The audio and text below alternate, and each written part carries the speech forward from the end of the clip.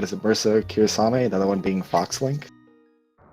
My favorite actually is just the vanilla Sprite. I can see that. Very classic. And only 10 arrows in the first chest here. So maybe that's a precursor to the bow being at Uncle. Oh, I kind of hope that's not the case. Just, I really don't like getting an item and and then getting something else which just overrides the usefulness of the previous chest. Or if that was like an arrow upgrade, I'd be a lot more happy to see the bow with it. Oh, but there is the Cane of Burna. Yeah, so let's see how they'll do with their magic management.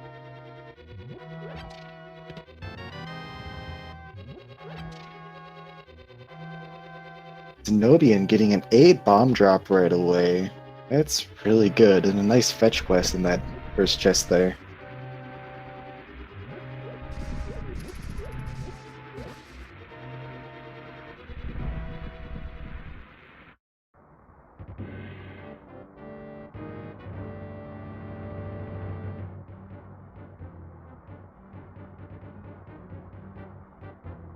But that like 8 bomb drop will allow Zen0bian to like get the last 3 chests in the back of Escape there at the end of the sewers, where Murnco still has to like farm the bombs himself. Zen0bian just has to worry about killing the guards all the way there, then the extra 7 bombs he'll have left over will allow him to get all the things he needs from Kakariko Village. And the other cane. Yeah, that's very interesting.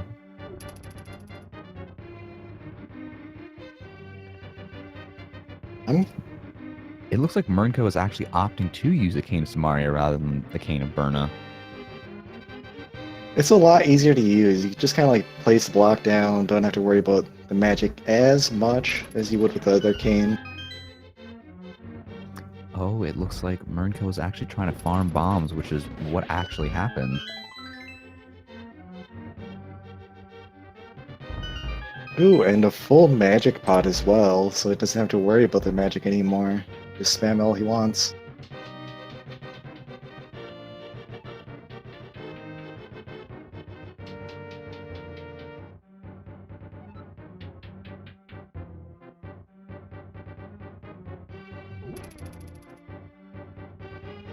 So Nobian using the pots, as you would expect using the cane.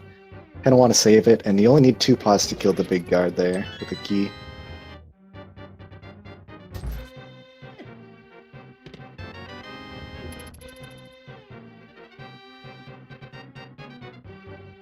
Yep, like I said, Marco just spamming that rod away over at the big guard there.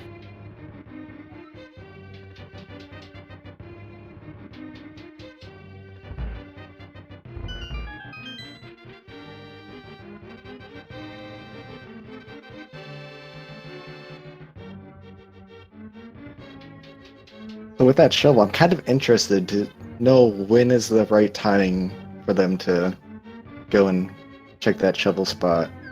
I would think after clearing off Kakariko Village, but they might save and quit just from muscle memory, doing practices and maybe not having the shovels so early so often. That is definitely a possibility.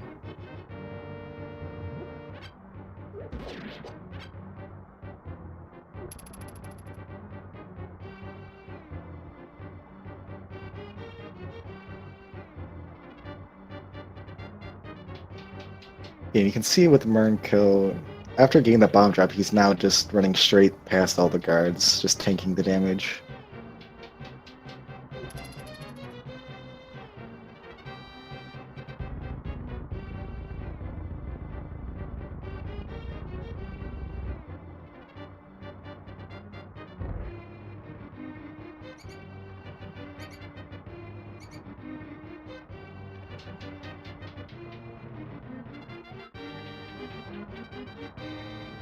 Now getting to the sewer phase of the escape sequence.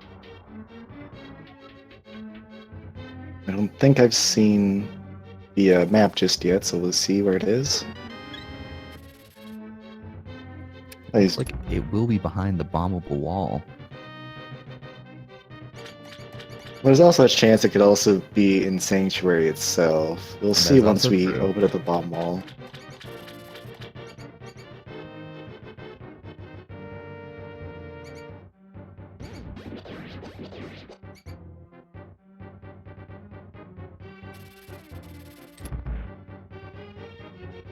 Zen0bian got another bomb drop, but he just left it behind. Which I guess is understandable when he has 8 bombs.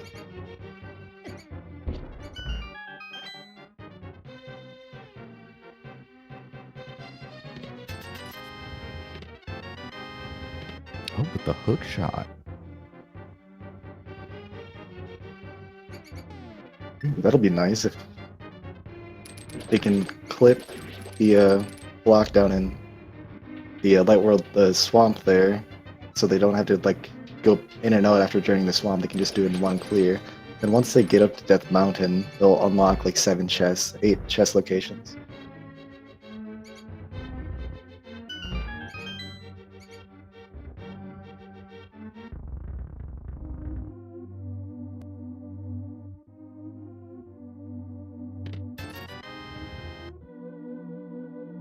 Getting that fresh 5 rupee from the Sanctuary chest. And let's see where our runners go. Now, do you think we will see a lumberjack check before Kakariko Village? Yeah, I'm pretty sure someone will do it. The game is all about information. The more you know about the game itself and like inside the game as well, knowing where some items are, like checking the ledges, is a good idea to see if you have to come back for it once you get the items available to go get the item.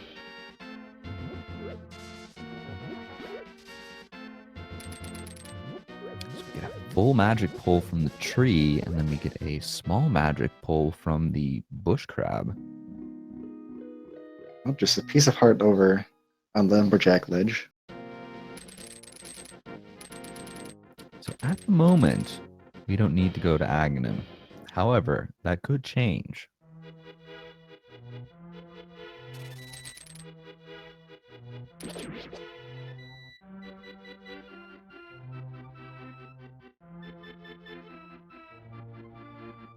Some extra bombs over at the mushroom spot, and Zen0bian once again just leaving the bomb behind. He feels he has enough, and Murnco is grabbing it because he only had 1 left.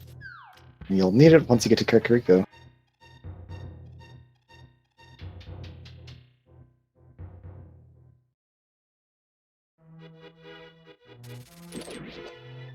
And just a big 20 in the drop down area.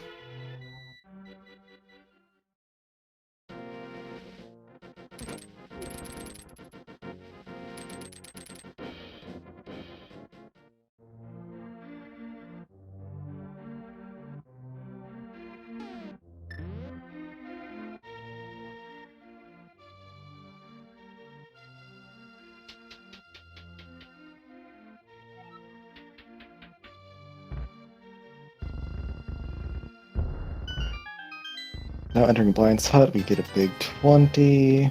More money. He's just taking all his money away. Wow, just $90 there. And some love. That does allow Zen to access the bottle vendor item, though.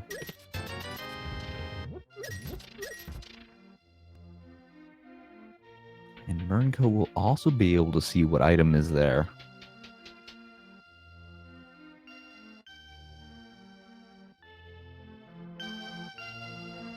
Yeah, before they got to Kakariko, the money was really low. Somewhere about like 50 to 80 rupees each. It's really nice being able to get that money before talking to the bottle vendor there. Even more money. A big 50 in the first chest in the well.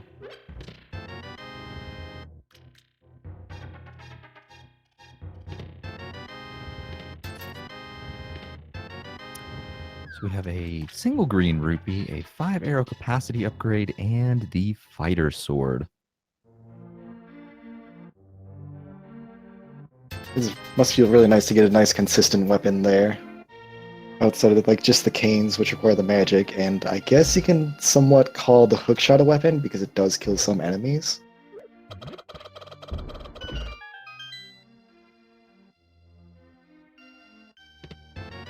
There is the Quake medallion inside the chicken hut. I really like that Zen0bian did the chicken clip. It's really fun to see and do. Just hope you don't soft lock during it. A single green rupee in the back of the Kakariko Tavern. And we will not get to see a bottle or a sick kid check just yet because we do not have a bottle. And even though there's 4 of them in the world, they only open up that location, and I believe it might also open up Spike Cave later in the seed. I But believe it only opens up Spike Cave if it has a red or green potion. And I'm not 100% sure on that. That might have been changed in logic, but we do see the bow at the maze. that's really interesting. Like I said, I would want to see them like do an early dip, but at the same time, you still need to wait for a map check to see what the crystals are and see if Eastern is even required to complete.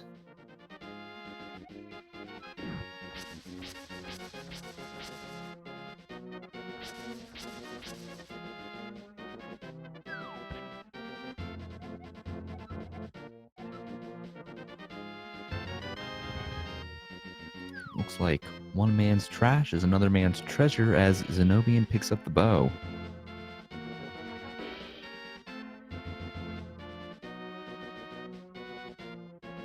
And remembering he has a shovel, is going to go dig up his hidden treasure there in the Haunted Grove.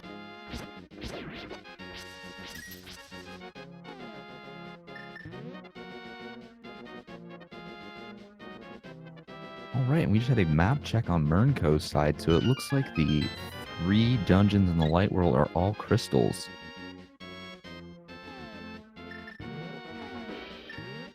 So that will leave our 3 pendants and our 2 pyramid fairy crystals in the dark world.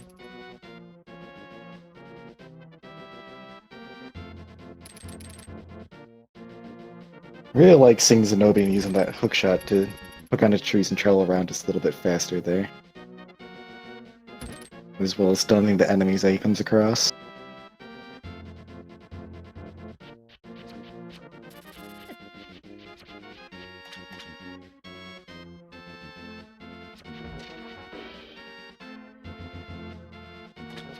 Now, Dawn, do you think we will see an ice rod cave check from either racer today? At least in this initial sweep. I think so. I personally feel with some of these really easy to access locations, sure it's a little bit out of the way, it may take some time, but if there's treasure there, you can like know that your opponent also has to do it and you're not losing time. And with like the item distribution, there's also a decent chance that there could be something there.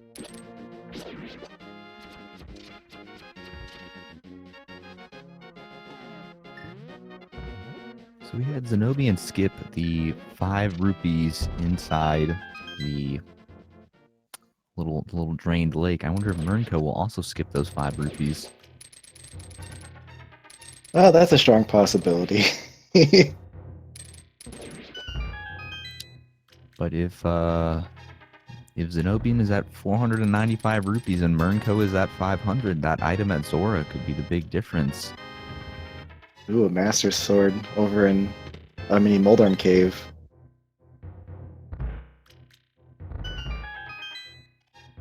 Murnco going out the beaten path and going straight over to Agina's cave. It's definitely an interesting choice. One I do not see very often.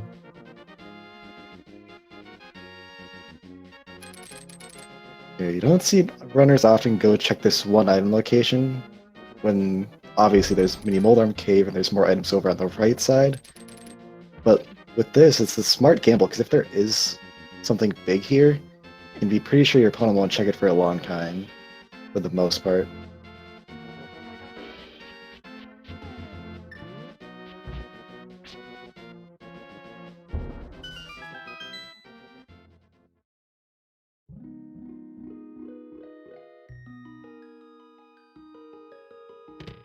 Ooh, but it looks like that Agina play was worth it because Murnco has picked up the flippers.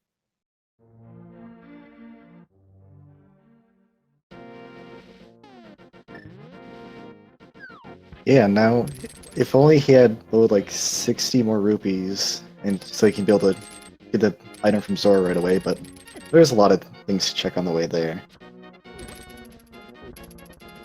Well, with the flippers, the waterfall fairy is open in logic, so there could be money there.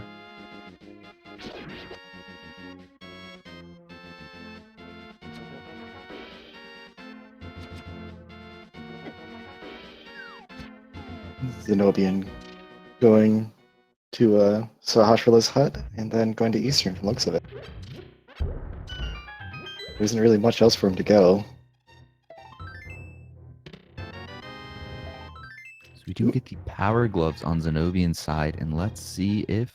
Nope, no Sahasrah check for the green pendant location. Well, you know it's going to be the Dark Worlds. It's going to take some time to get to.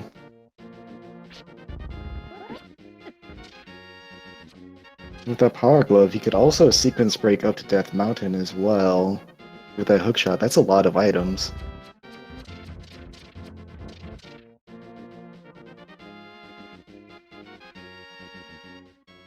That Master Sword has got me thinking, though, like, if they find the lamp, I believe that means that Aghanim will be opened up.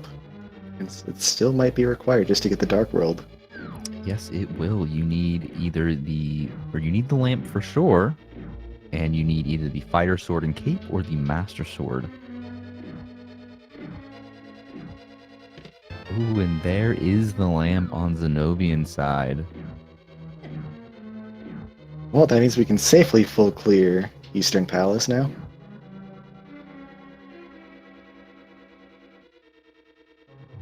But that also does open up Death Mountain.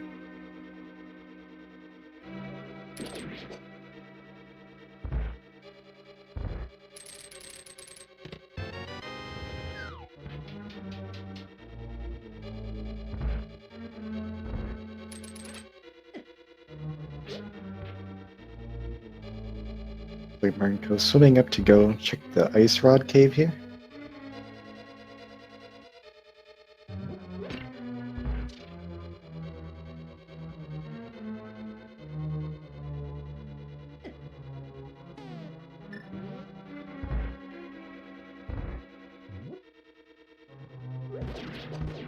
Zen0bian getting pretty quick kill for this room. Really nice to see.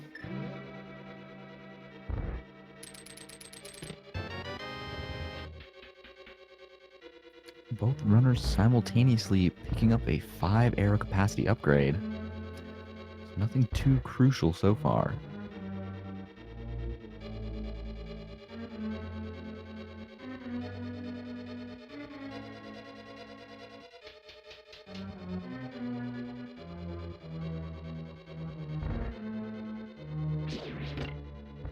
Murnco did pick up the money to get Zora done as well when he takes that warp up there, that whirlpool.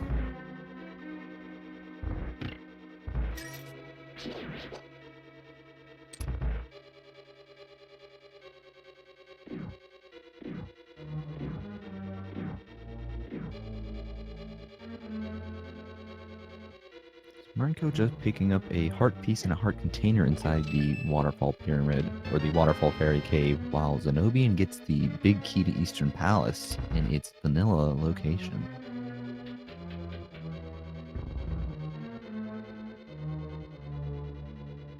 And it looks like 50 or maybe 500 rupees over on the Zora ledge, but he already has the money for it. So far, the Flippers hasn't really had anything of value behind it, but if Ice or Swamp is needed, he'll have them right away.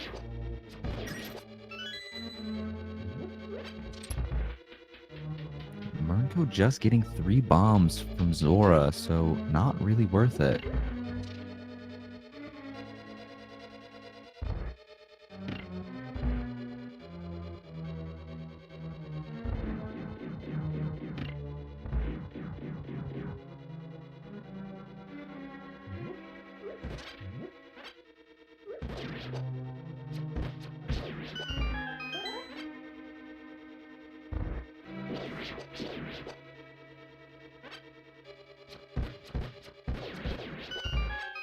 Zen0bian about to enter the boss room. See how well he clears this. While Murnco is making his way over there now.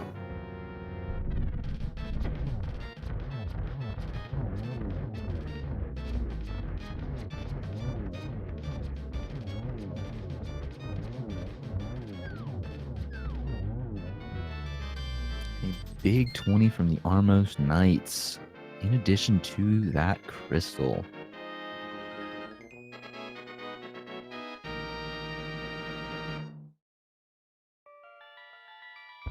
Yeah, so the only big item they found there was the lamp. Zen0bian's gonna save and quit, probably to Sanctuary, and then make his way up Death Mountain here.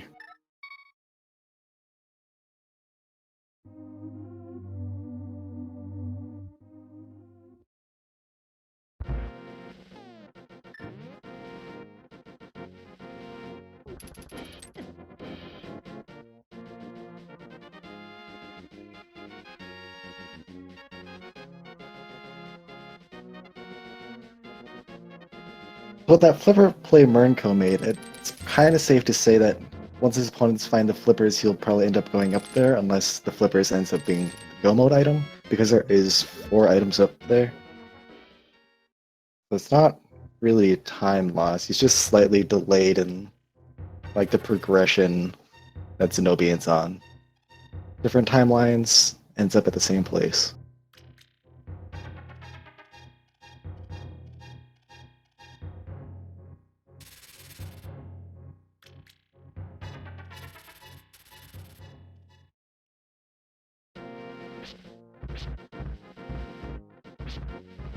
And so far, they've got a lot of hearts already, at least Murnco. But still, 7 hearts is a lot for this early.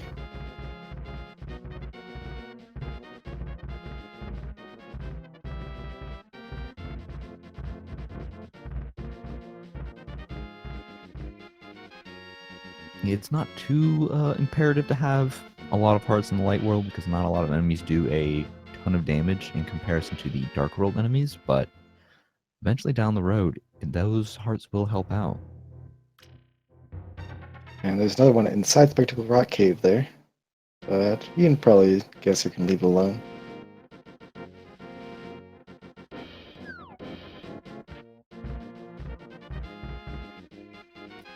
Zen0bian opting to do East Death Mountain rather than go to the Dark World and do Spike Cave, which does make sense because the item ratio is a lot higher.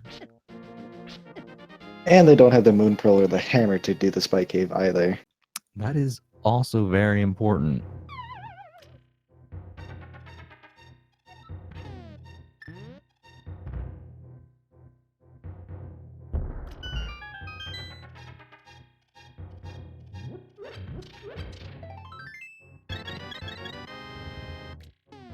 So Zen0bian getting a heart refill and a bomb capacity upgrade.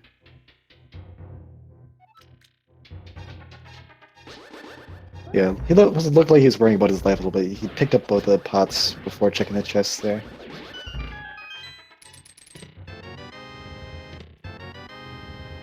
So there's our first bottle.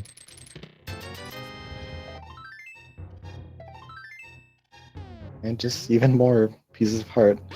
Nothing really of value here besides that bottle.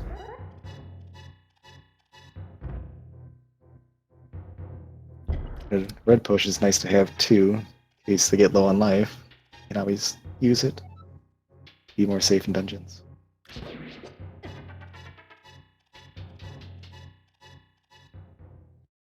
Meanwhile, we have Murnco back at the Igor room in the Eastern Palace, having a little bit of issues nailing those arrows. Yeah, like an early activation accidentally, when you're not prepared for it, they can kind of just get out of hand. Because they can turn back into the statue form and take no damage. A lot earlier than you expect.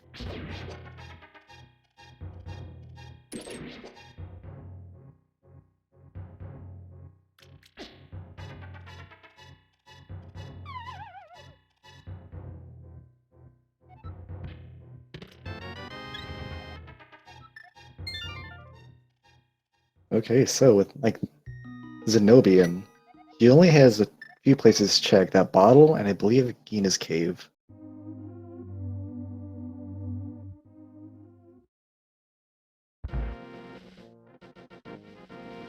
So as we know, if bottle doesn't have progression, they will have to do egg in him.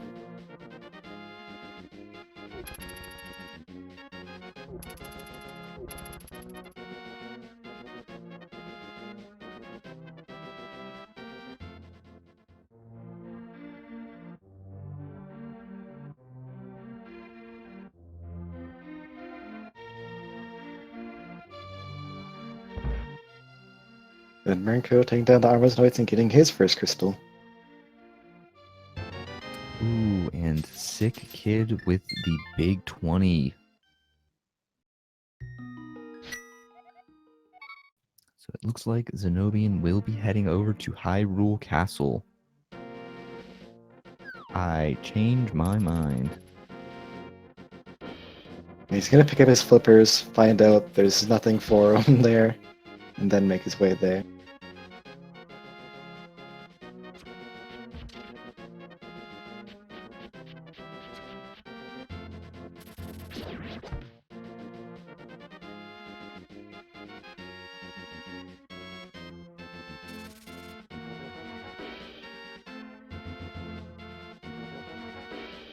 So I wonder what's over on that pyramid ledge there. Like, would give him progression. Like, it could be the Moon Pearl. What else could be like the hammer? It could definitely be one of those two items. Me personally, I'm hoping to see the Moon Pearl.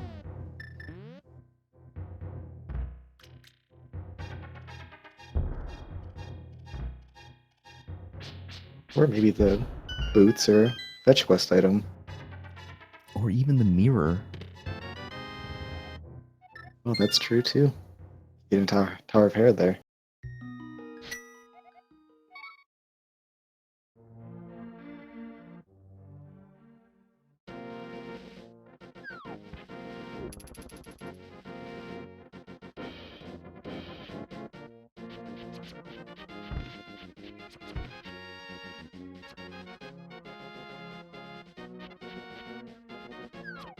So each runner covering each other's tracks, and Murnco's getting unfortunate with that dead rock being placed in between that rock and that ledge there. Had to wait for it to come back out.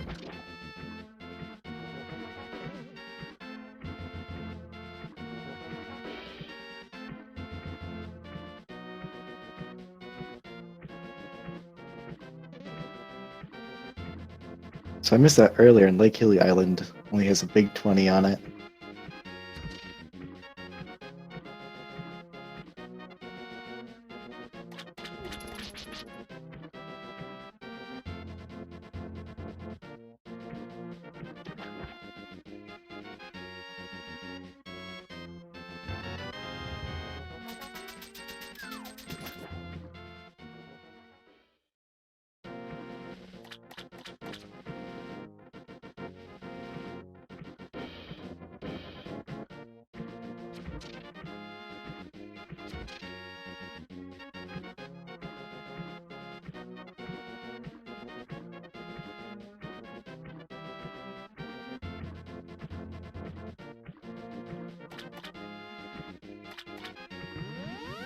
With like how they write it, I'm actually kind of curious to see which one will be able to get to Hyrule Castle first and complete that.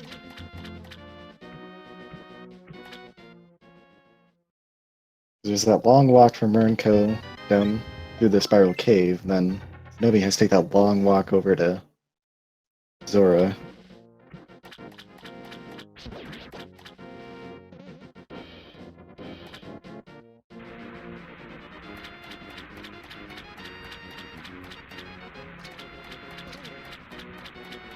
See 300 rupees on the floating island.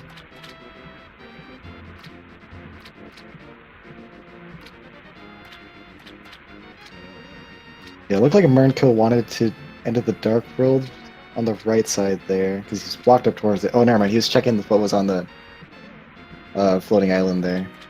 And it looked like he wanted to go to Hera, but didn't have the hammer.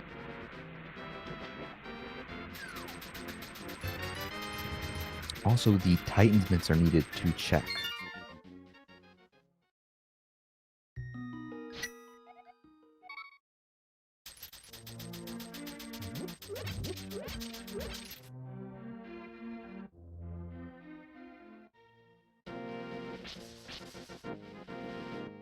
So at this point, Zen0bian has a slight lead walking up to Hyrule Castle.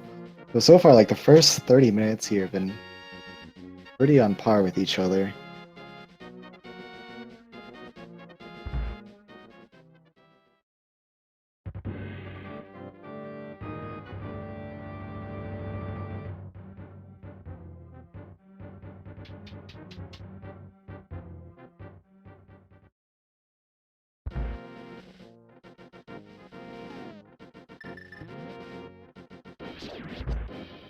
And Zen0bian opting to use the Quake strats. I really like this. For this first room here, these guards can take a beating. Just turn them into a couple of onions and slice them up for dinner.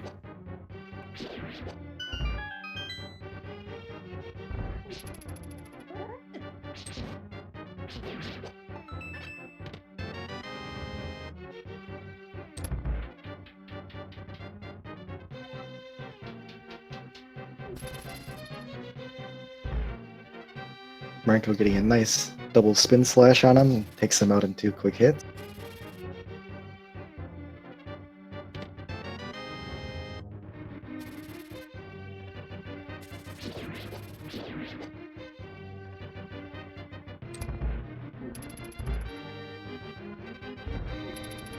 Even though it's randomized and all the items have been randomized outside of, dungeon keys, these 2 chests in here are always going to be keys, so you can complete this.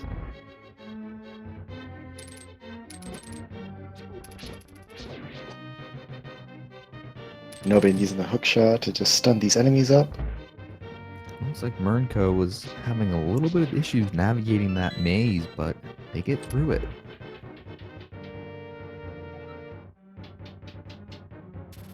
Aghanim Tower is not something a lot of people want to go through or go through that often, so it's understandable for him to get a little lost in the maze here.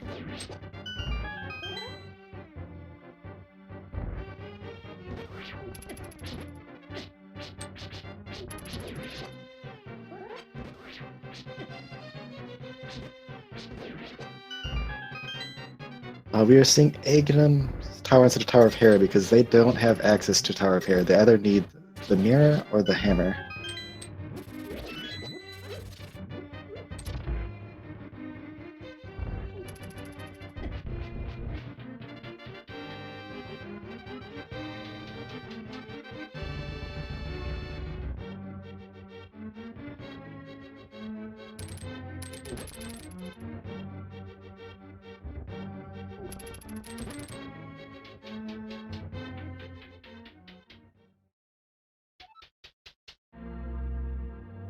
So we have Zen0bian heading up to Aghanim.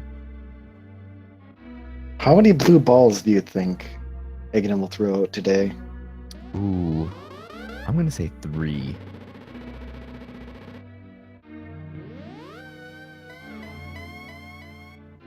How about you, Don? How many do you think Aghanim will give? Three is a pretty good number.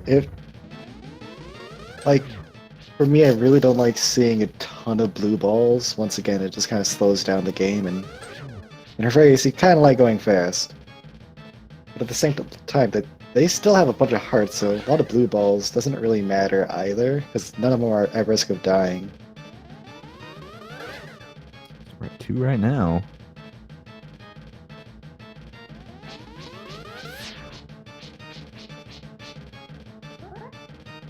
We have some large guesses in chat there. 7 and 12. Those are very large numbers. Oh, we're at 3.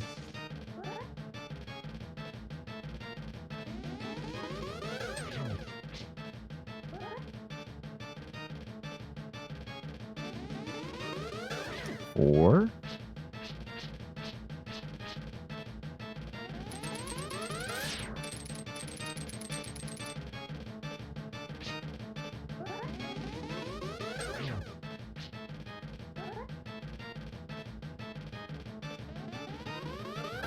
5. I was counting them in my head, and I was looking at both of the runners, and just added them both up, and that threw my count up. Looks like 6 already.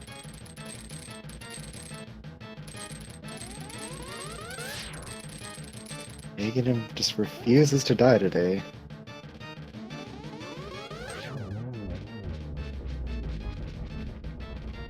So was that 6 or 7?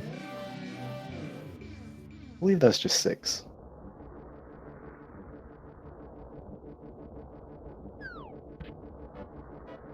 Oh, and there is the moon pearl. Just what I wanted to see.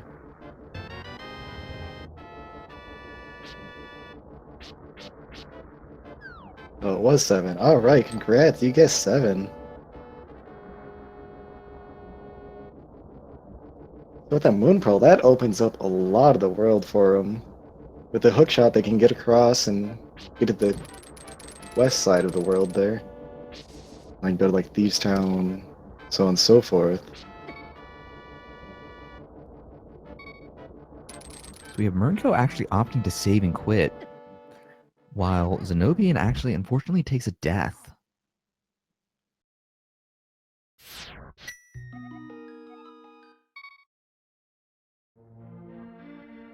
Moon Pearl opens up House of Darkness, like Catfish, Hype Cave, Thieves Town, all like normal places you can get, just because they have the hookshot there as well to get them to the left side.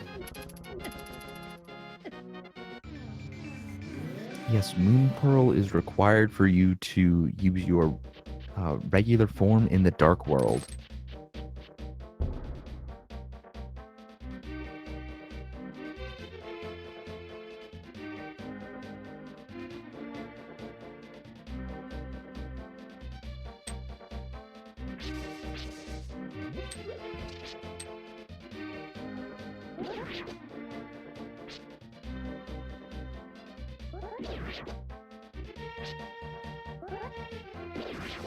Yeah, completing Item 1 does open up that Hyrule Castle entrance gate to the Dark World.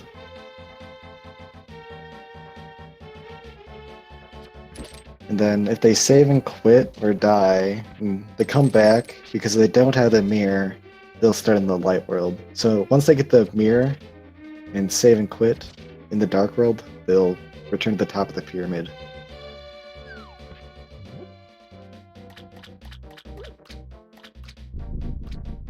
Let's see what Catfish has for us today. Fortunately, just 10 arrows. Not what Zen0bian and soon-to-be Murnco will want to see.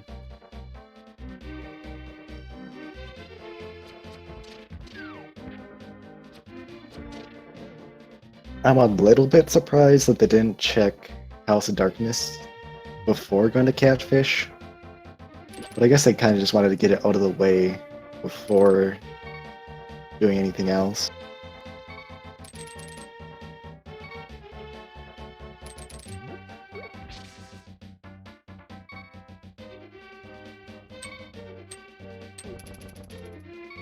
Well, it looks like... Well, maybe Zen0bian will actually go check Hype Cave before Palace of Darkness. I believe from where he's at, it Oh, would be a very long trek because he doesn't have the hammer to there's go no down. hammer. So you'd have to like hookshot across and walk all the way around through the Village of Outcast. We have a map check. We have pendants in Skull Woods and Thieves Town. The green pendant is at Misery Mire, and crystals 5 and 6 are both at Swamp Palace and Ice Palace. While Palace of Darkness and Turtle Rock remain regular crystals. You know, I have to admit, I really liked how that looked on the map there. Just all the pendants on the left side, the red crystals on the bottom. This is a beautiful map.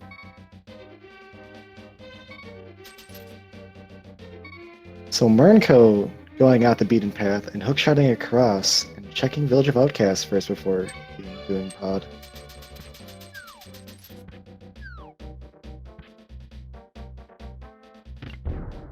Just a 10 arrow upgrade in the C-shaped house.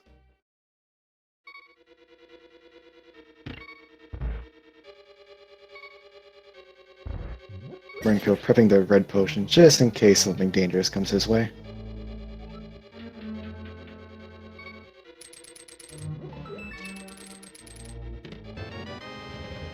Oh, but Murnco gets the heart container refill. Red crystals, if you get both the 5 and 6 crystal there, it opens up the pyramid, so you can grab the big bomb and blow a hole in the side of the pyramid. You'll find 2 more chests.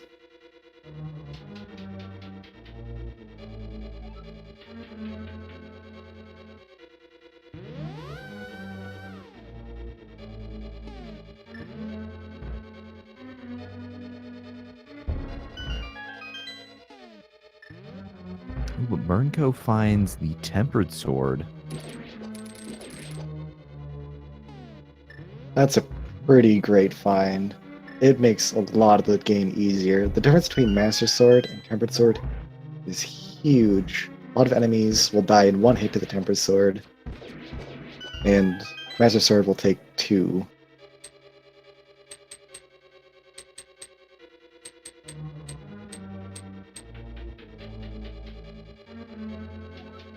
So, Palace of Darkness is essentially bow locked, and there's a small shield there. With that first chest on the left side being the compass.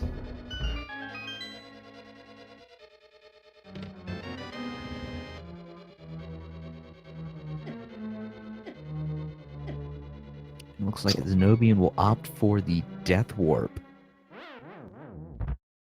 Yeah, it can be a long walk back. And Murnco finding 3 bombs over in Thieves Town.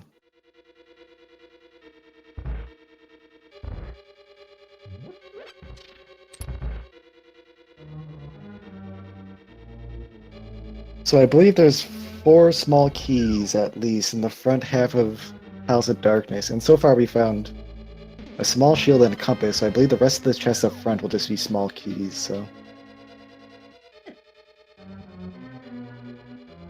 The, like, chest that you have to bomb through on the left side of the bridge and walk around and open up should just be a key, if he counts that correctly.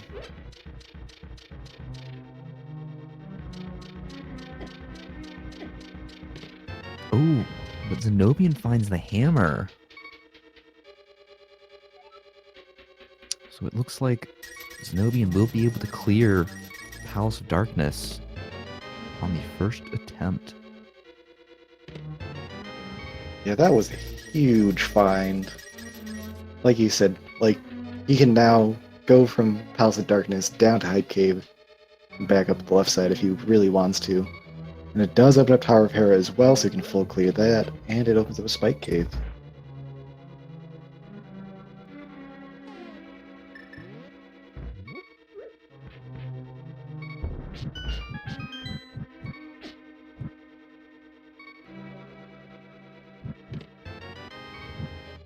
Murnco dipped out of Thieves Town there, went down to do the digging game.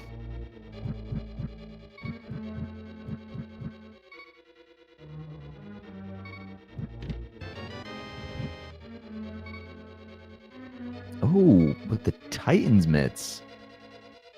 And then Zen0bian found a Tempered Sword over in House of Darkness there in the Dark Maze, so we know where all 4 of the swords are.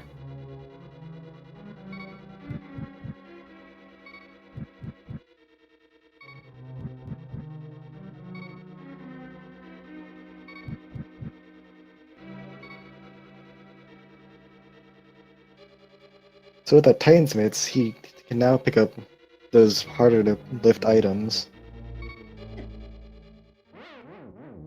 So you can get back up to Thieves Town from that lower area. As well as opening up like Dark World Death Mountain.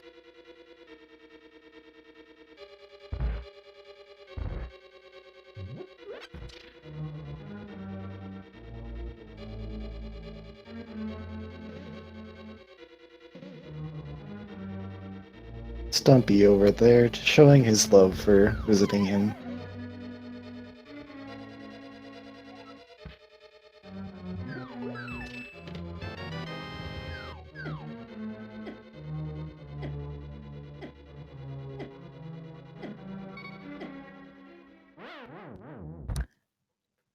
I'm betting that Zen0bian wishes they had the mirror for this dungeon. Yeah, especially with how many hearts they have, a Death Warp takes a while to set up. Let's see if Hype Cave is hyped today. Oh, but there's the powder. Not only is it a fetch quest, but there's also a safety and the fire rod. Half magic and 300 rupees. You know, I'd say that's a pretty Hype Cave.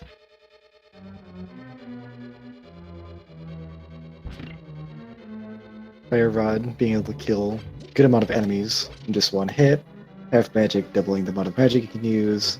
And powder, some might say, is the best item in the game because you can turn anti-fairies into fairies and heal back up.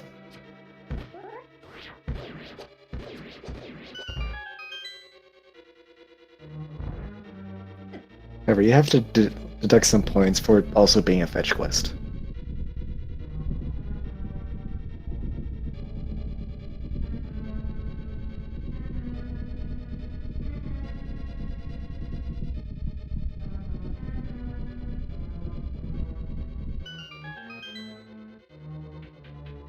So it looks like Murnco's actually set it up so they will be able to return blacksmith and check the powder. Oh, no, they won't be able to check the powder. They don't have the hammer. Yeah, he needed either the mirror or the hammer there to check that right away.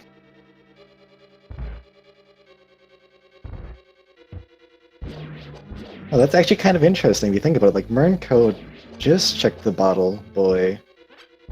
So he did that before even going into Hyrule Castle to see if Aghanim was required or not.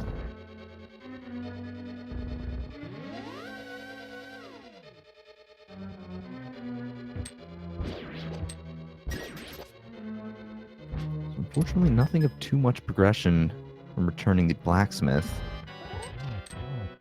But we do have Zen0bian headed over to the Helmasaur King. You have 17 hammer blows to the mask to take it off. Or you can also throw bombs at it. You don't see people do as often.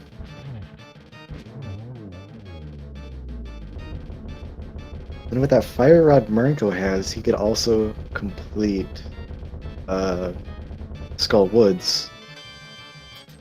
Or at least get the 2 items from there.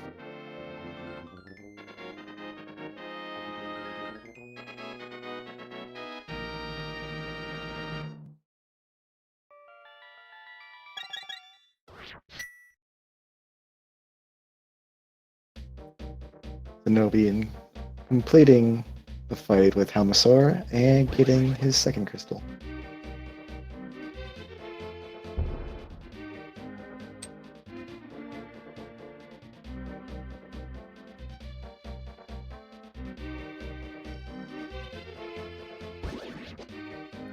Well, Murnco is in Skull Woods and so far not finding too much.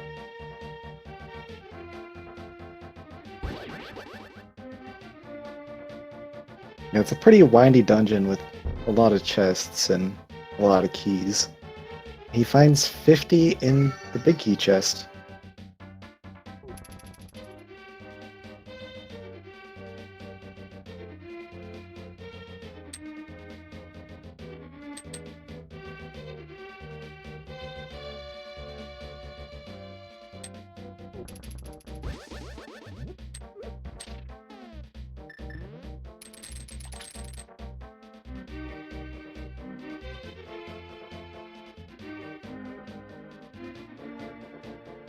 Yeah, it's progressive swords, so once each one checks the other's location, like if Murnco goes to Palace of Darkness and gets the sword there, it'll become the gold sword, and if once the Zen0bian makes his way to Village of Outcasts, he can get his gold sword as well. The swords, shields, armor, and gloves are all progressive in Randomizer.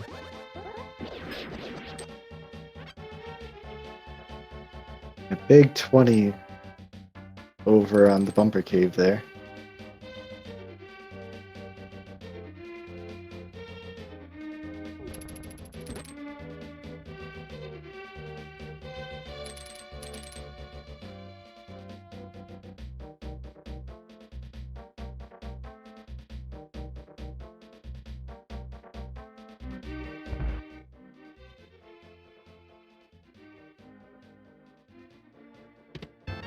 So Murnco, not finding both the items, has to use his fire rod to open up the back of Skullwoods here.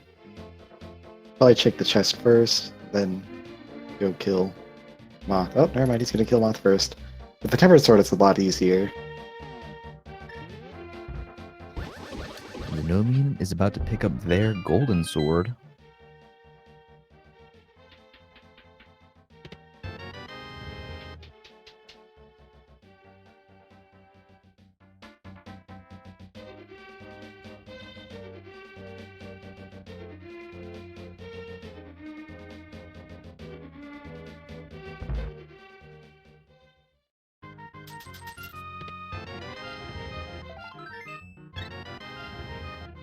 Murnco entering the Moth fight with half life.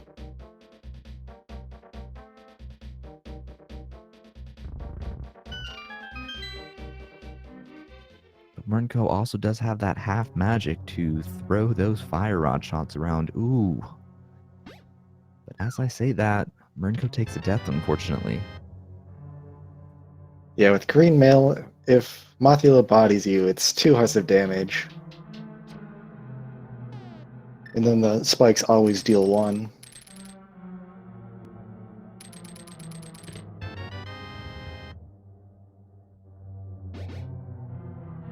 But this time he's going around the merry-go-round to get a couple of hearts back and some extra magic.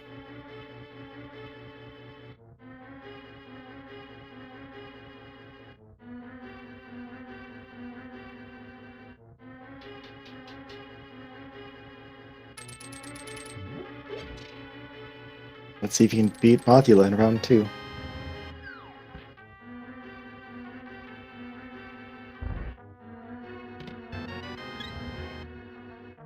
So the second item in Thieves' Town was a big heart container there. And looks like he's gonna go to the back of the dungeon and try and complete it. Yeah, the back of Thieves' Town isn't too intensive, and they both also have the Cane of Burna, so if either runner decides they're having a tough time fighting blind, they can just pull that out, and it is easy peasy. Ooh, and no progression on Moth for the second item there.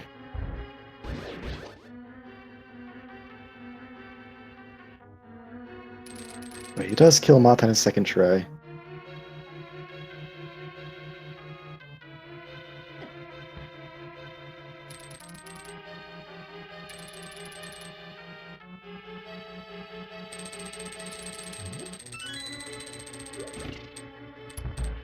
Using the hook shot to hook onto the statues and fly his way across the hallway.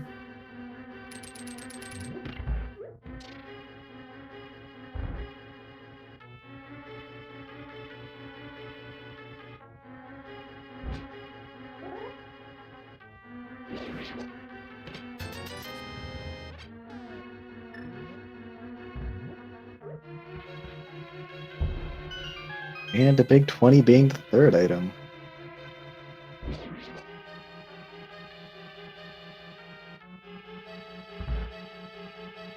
So I wonder if Murnco didn't complete Thieves' Town because he didn't have the hammer.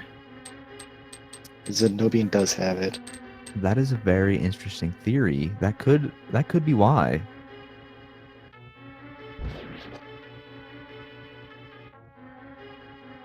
I know On the some off, on the don't off like. chance that that chest does have an item, they would have to re-enter, and there is a chance that they would forget about it.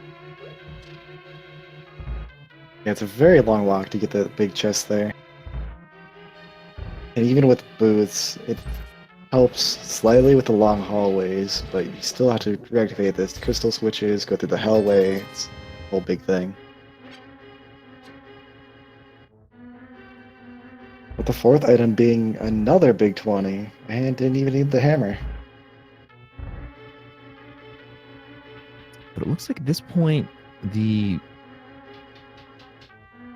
big key is, or the not the big key, the small key is actually inside the big key chest, I think. Yeah, so it's locked itself. It's locked inside of itself.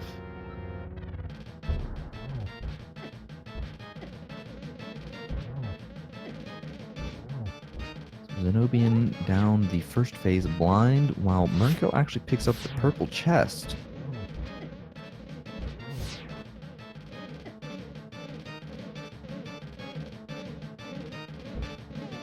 Nobody can have a little bit of trouble with the bullet hell, but takes out the cane.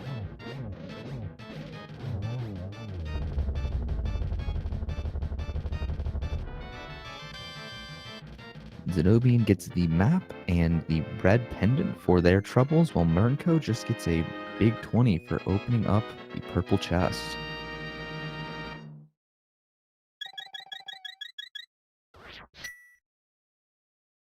At this point, with the Titansmiths, Murnco is going to make his way to Dark Death Mountain.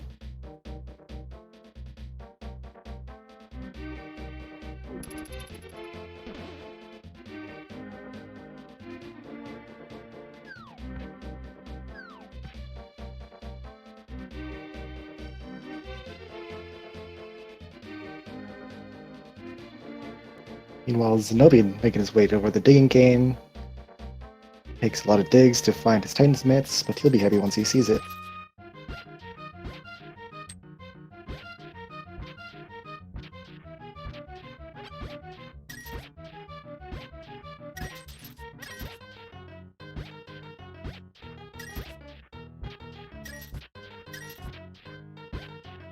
But at this point, with what items we know, and like what items we have left to find, I think we need to find the mirror to get into Swamp to clear that, and the Ice Rod to clear Turtle Rock, and whatever else medallion if it's not Quake.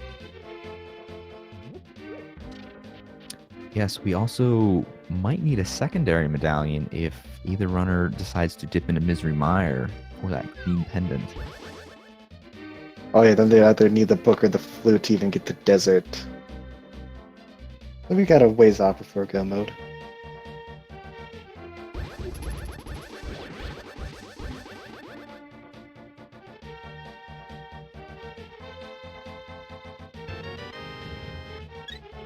Murnco opening up Hookshot Cave and heading over to Turtle Rock to see what medallion they will need, and it is Bombos.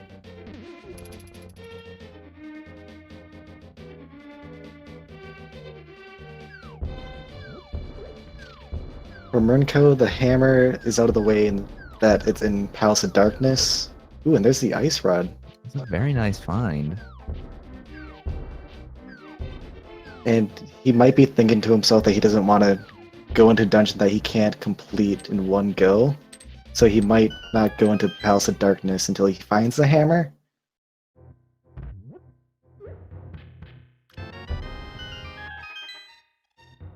However, Zen0bian gets their Powder Fire Rod, Half Magic, and 300 rupees from Hype Cave.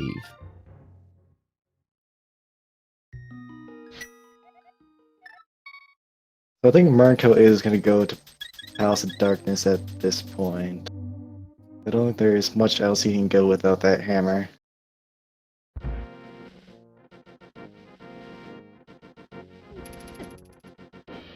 Oh wait, he's going to go to Ice Palace. I don't think Murnco did Mini Moldorm Cave.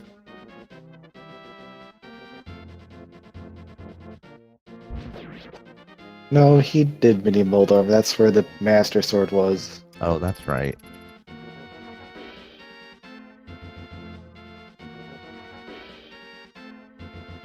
Zen0bian slightly following into Murnco's footsteps, grabs the frog, bring it back home after doing a little bit of a world tour there.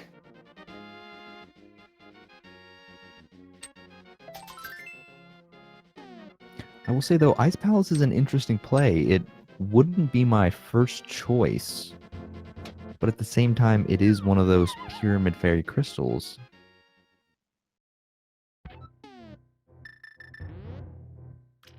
Yeah, it really is interesting that he'd go here without the hammer, where there's only 3 items, where in House of Darkness there's 5 items.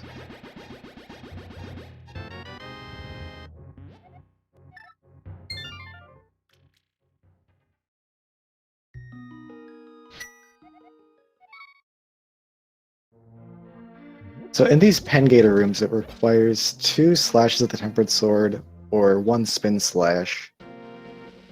So when entering this room, you'll want to charge at the sword before entering if you have Tempered. Or alternatively, they will die from 1 hit of the hook shot.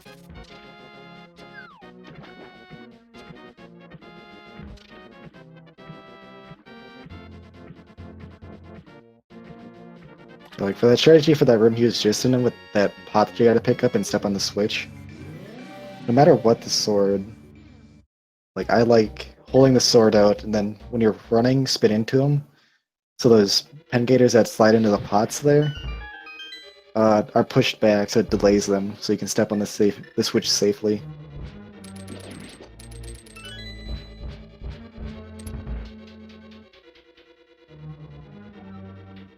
Zen0bian also going to Ice Palace.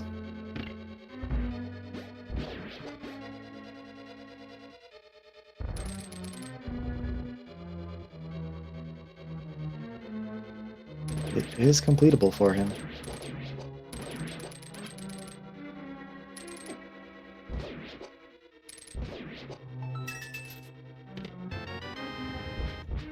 Murnco taking a little bit of extra time just to line those pixels up perfectly. And gets it on the first try. Oh, but they were stuck. That's unfortunate. Yeah, he had it, then he walked a tiny bit too far to the right there.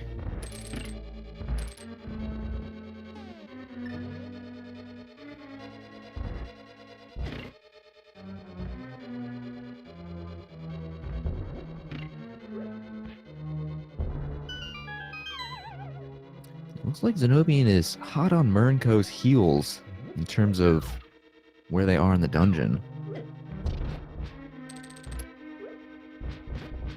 Yeah, the difference being made up by that butter sword. Just needing to slash it once to kill the Pengators.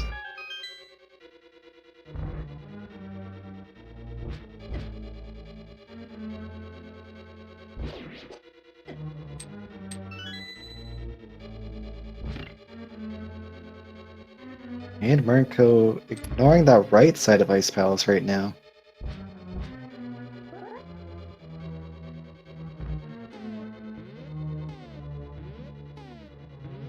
Zen0bian with some buffering to try and get the right movement placement for that bomb jump.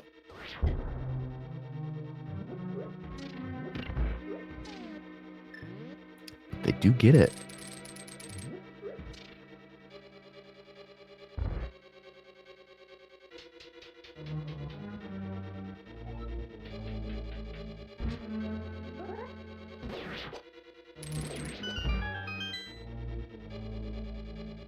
Oh, I wonder if Murnco... Oh, never mind. I was gonna say, I wonder if he thinks he can complete it, but he's going around to check the iced tea room.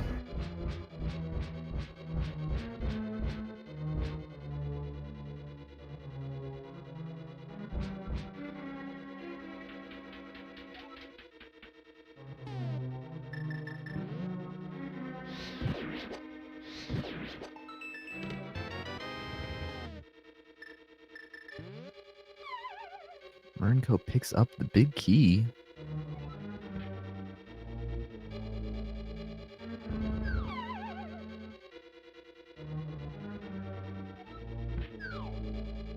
It looks like Zen0bian is doing the exact same thing. Yeah, like they both skipped that right side right away, and then checking it after checking the iced tea room.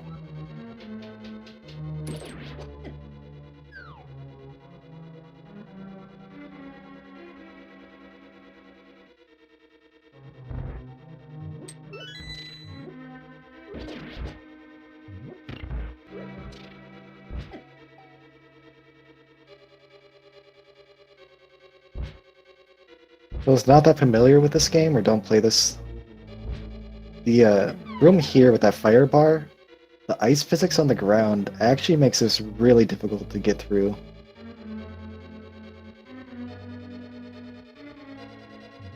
Looking at Murnco's side, they walk upstairs, realize they don't have the hammer, and say, uh-oh.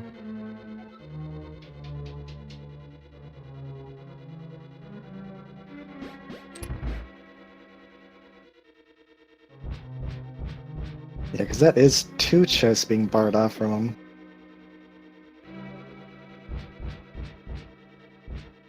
But he does have that big key, so you can check this chest here.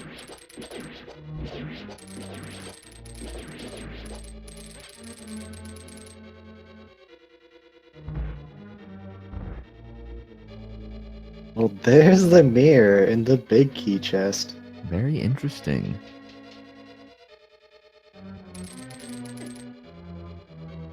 This might actually lead him a little bit further away from Pod for a little bit, but we'll see.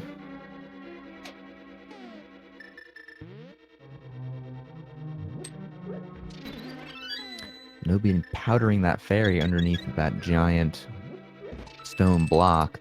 For those of you who actually don't know, you can actually powder that anti-fairy or the bunny beam underneath the block before you lift it up.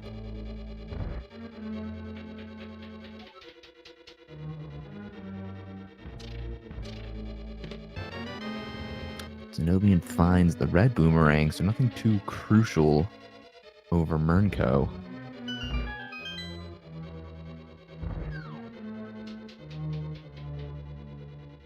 Yeah, that right side didn't hurt him too much, but yeah, he'll have to double dip ice once he does find that hammer.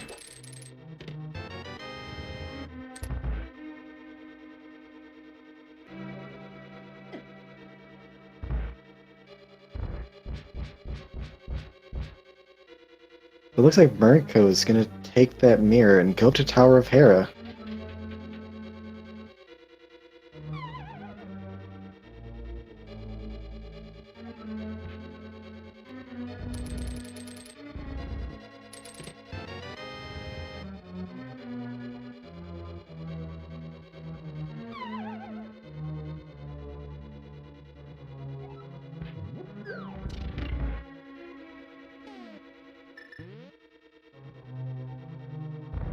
And with the Moon Pearl being found, we do also have access to Spike Cave, so I wonder if Murnco will remember to check that.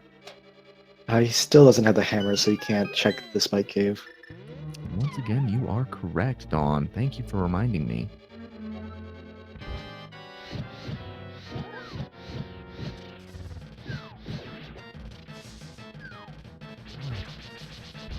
Zen0bian getting the puff stuck in that corner, and a very fast kill over on Cold Stare. Just for a piece of heart, and his next crystal.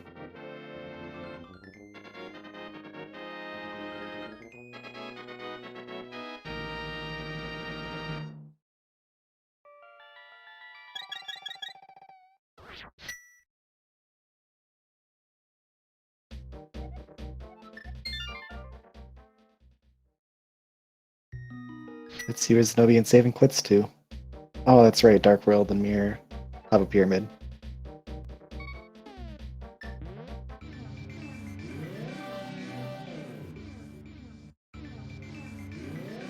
I'm wondering if Zen0bian will also head up to Tower of Hera.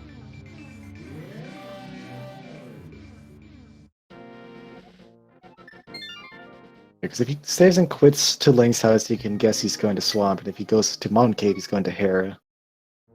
But it looks like Swamp Palace.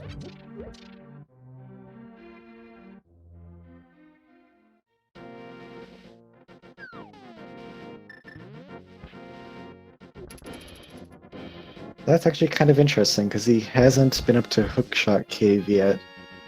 There's a lot of items up Death Mountain. But I guess there is 6 here, and it is the crystal. So maybe he wants to go finish off Ice, or Swamp, then make his way up and try and get Death Mountain in one go.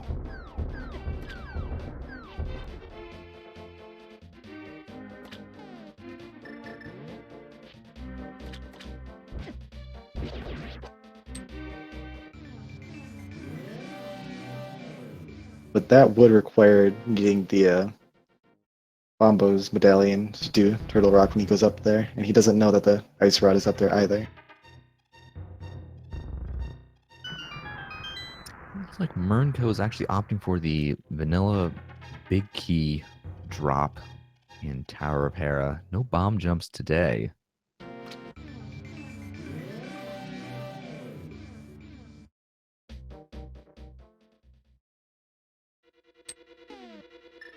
And he didn't hookshot across either to the chest. But like a failed bomb jump, or a successful bomb jump's faster, failed bomb jump's always worse, but like that hookshot is pretty consistent because you always got to drop.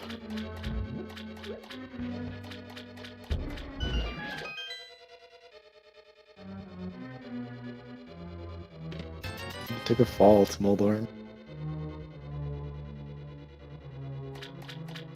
With a tempered sword, one spin slash and one normal slash can kill it. And he completes it with 2. But there is our Tower of Hera basement key sitting on Moldorm. Do you think Murnco will go back and check the basement?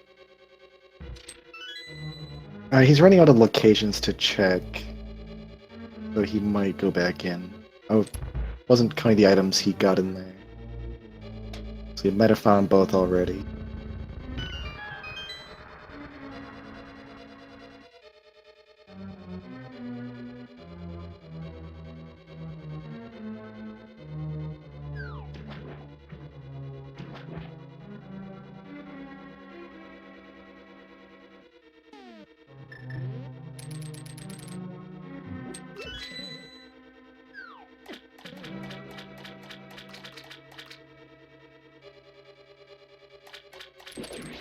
Now, I wonder where Murnco is headed to next.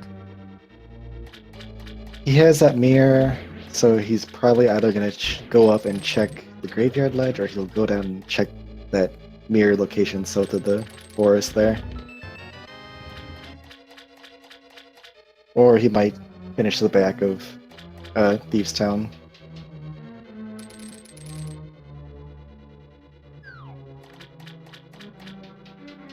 Zen0bian checking the left side first.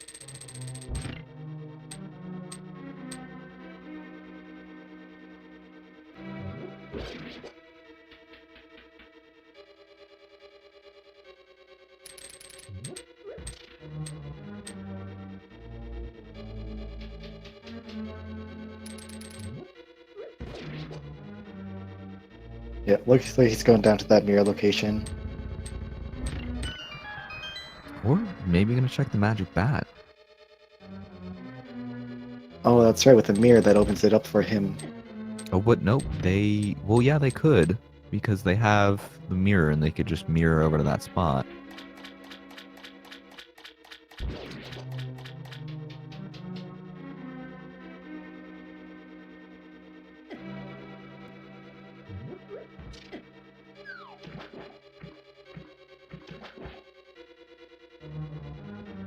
Right on the money.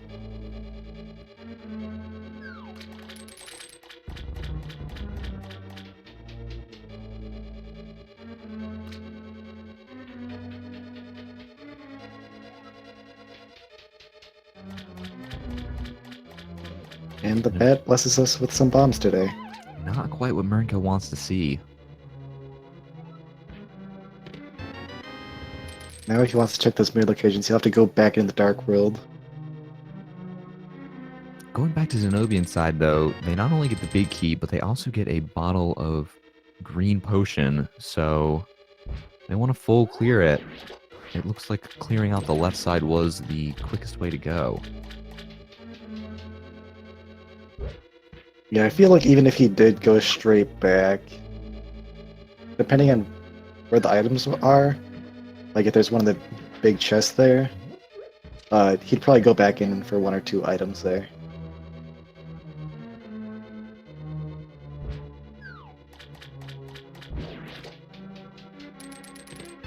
Oh, but Zen0bian finds the silver arrows.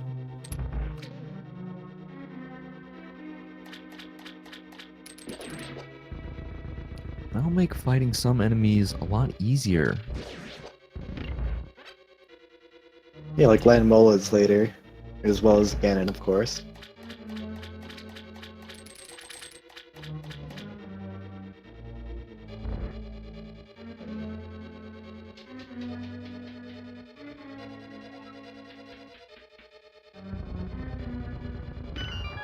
Murnco making his way to the graveyard ledge. Unfortunately, won't be able to check the King's Tomb because no boots.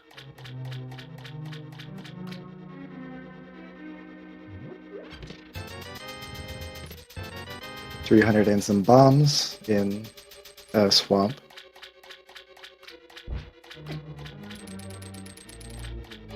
Murnco finds another piece of heart, another item Murnco does not want to see.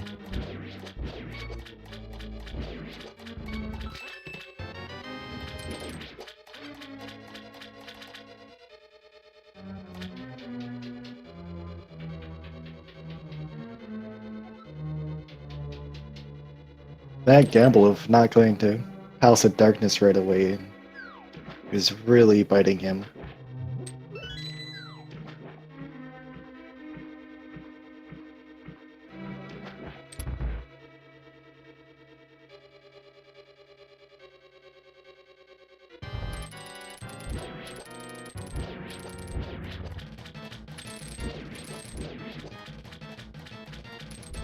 Zen0bian on the Argus fight. Gold Sword making quick work of these puffs.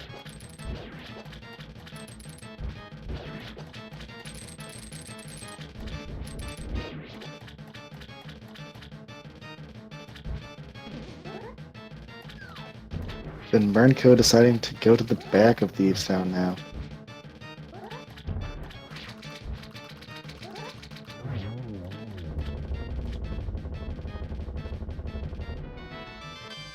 And more bombs from Argus.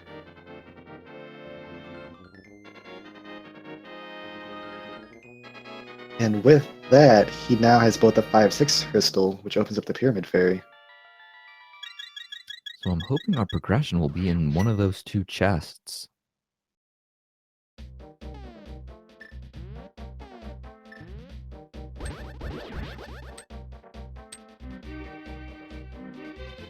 Yep, that's what he's doing, going straight to that pyramid.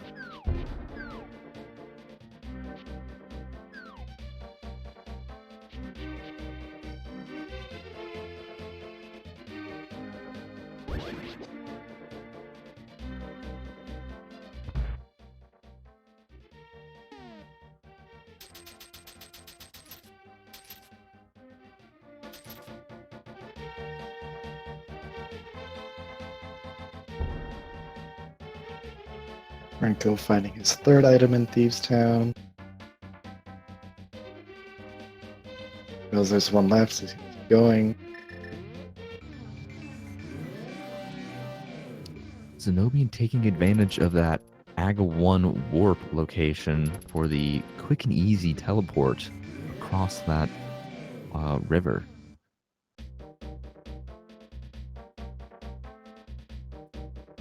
One of the benefits of doing Aghanim 1.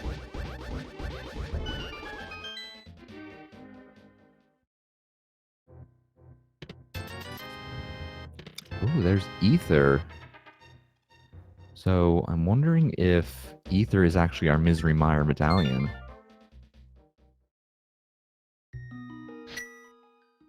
That's a possibility, but we're still missing that flute. We're running out of locations to check. Zen0bian probably making his way up Death Mountain now. Probably finish off Hera, get his next crystal, and do the Dark World locations.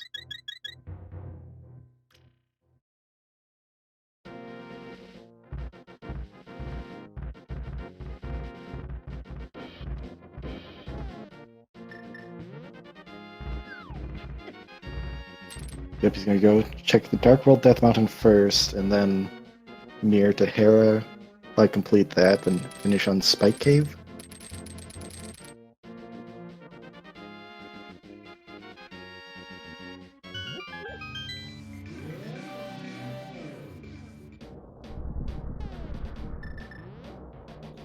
We have Murnco right at blind.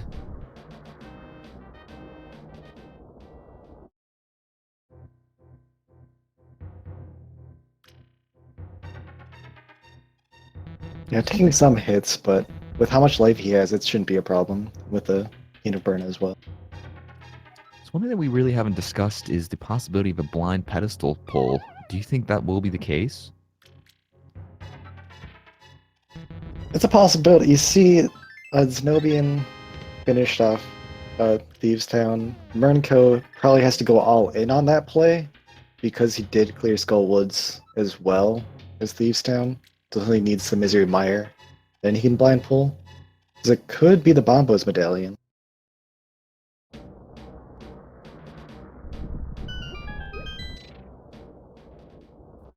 I believe that would be the only thing that would be on it outside like a fetch quest, like boots or a mushroom. Or book. Zen0bian picks up their Ice Rod.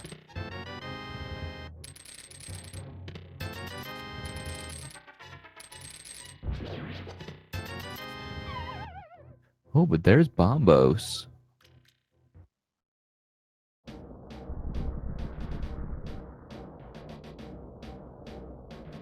So that gives Murnco a big advantage.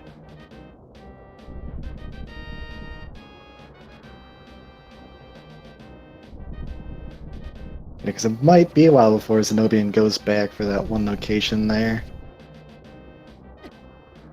But at this point, I think Murnco's only option might just be going to House of Darkness.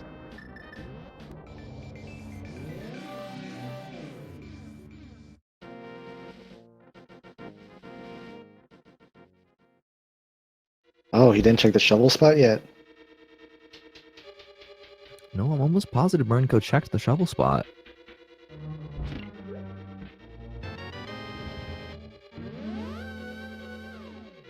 Zen0bian did decide to grab that shield upgrade. I can block some fireballs.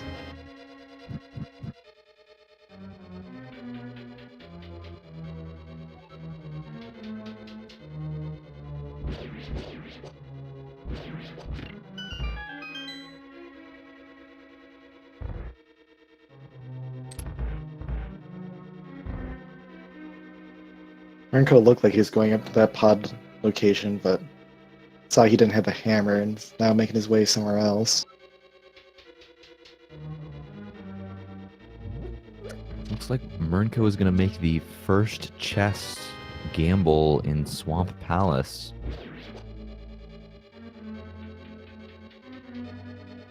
We don't know if we're boot locked yet. They don't have access to Desert Palace just yet.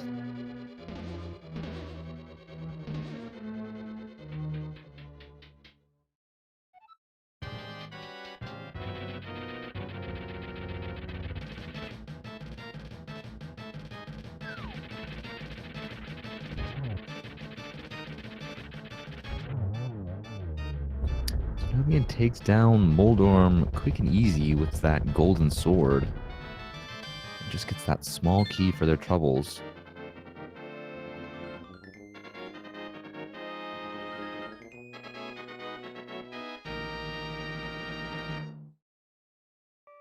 Yes, I believe they don't have to go to the basement there because they got the shield upgrade and they also got, I believe, 50 rupees was the other item in there. But no basement for us.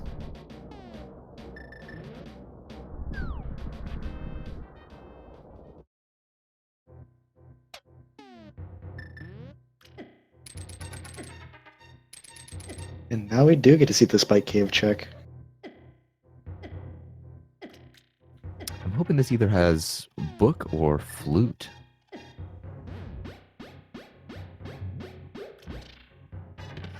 It has neither of those, actually.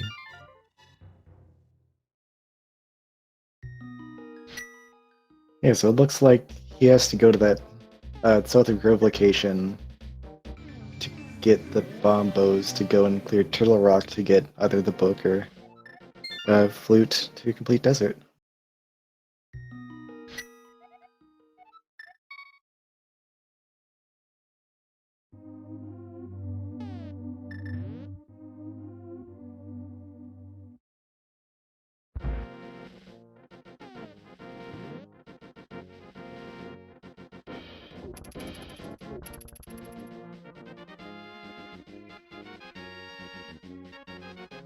Ranko finally making his way to pod, he'll be able to get his hammer and be right on the right track now.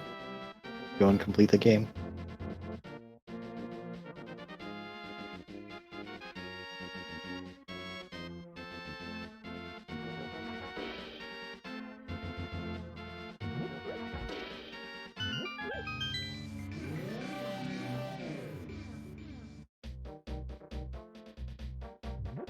Zen0bian going down. Yeah, it looks like Zen0bian will head over to that cave where the Bombos medallion lies. And I don't remember if he did hammer pigs before that.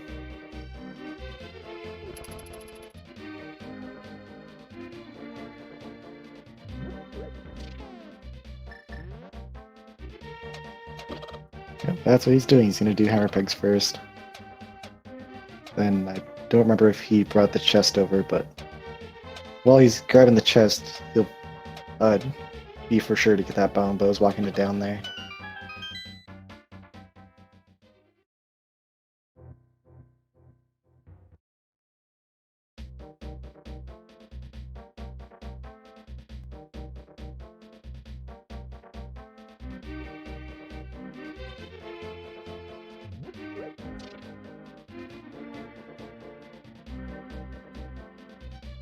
Zen0bian's routing this game has been pretty spot on. Like, he's just been following it the whole time, and it's brought him to the right locations every single time.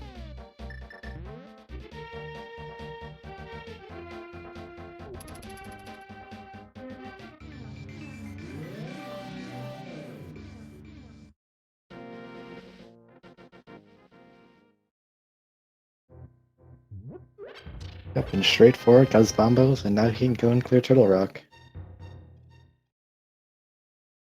Probably after he turns in this chest, of course.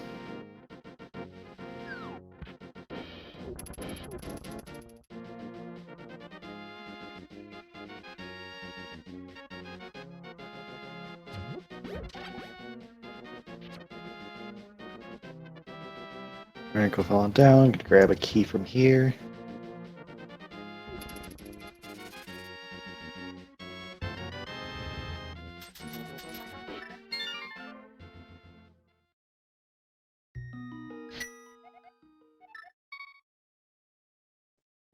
And as expected, Zen0bian saved and quit, went to the mountain cave, and is gonna make his way towards Turtle Rock.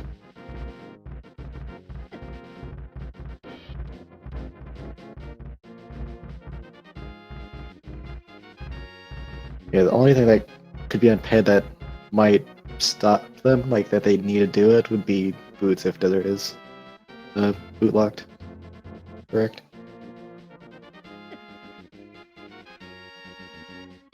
Well, Boots could also be in Misery Mire.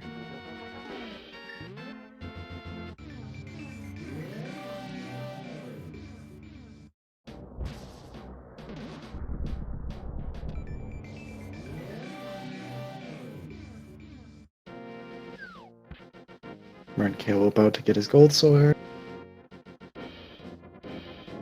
It's also very close to getting that hammer.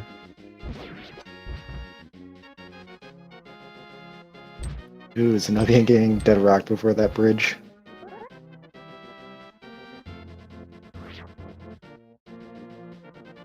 But Murnco does not have the big key.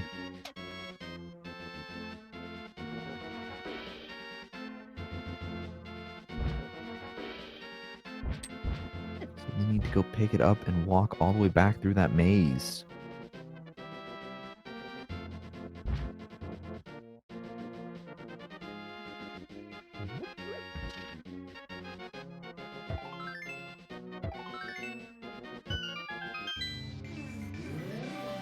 Yep, found his hammer. Now he's gonna go downstairs and grab his big key now.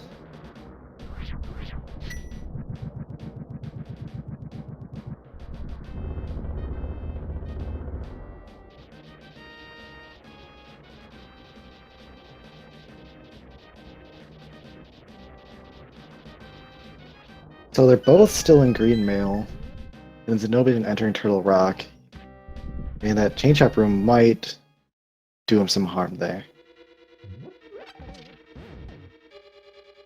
Those chain chomps hit like a truck.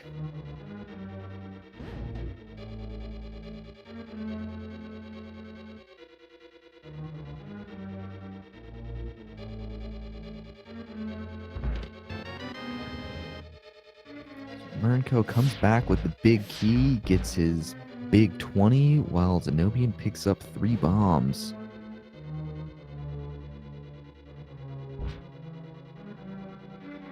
Yep, the first of 5 items enter Lorok.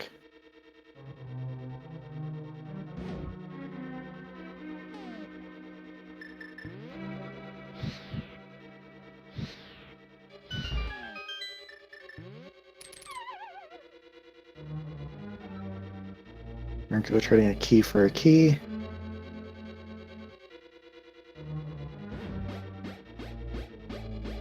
Meanwhile, Zen0bian takes advantage of that Cane of Burna for the safety strats.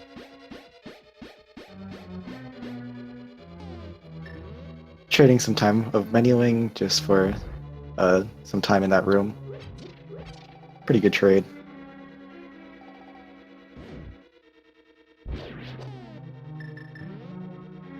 Then Murnco gonna go over on the left side of the bridge, bomb down, and grab his key for a key again. Just making sure he fulls clears it.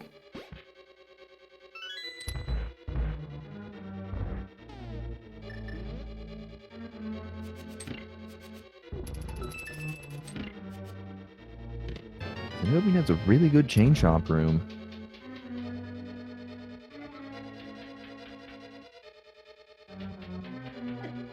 Yeah, as long as you get past there safely, he has the powder to heal back up.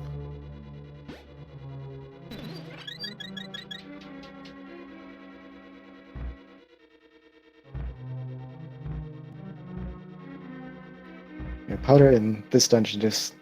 As long as you can survive the room, you're going to heal back up. Because there's so many things you can powder in here. You don't really have to worry that much.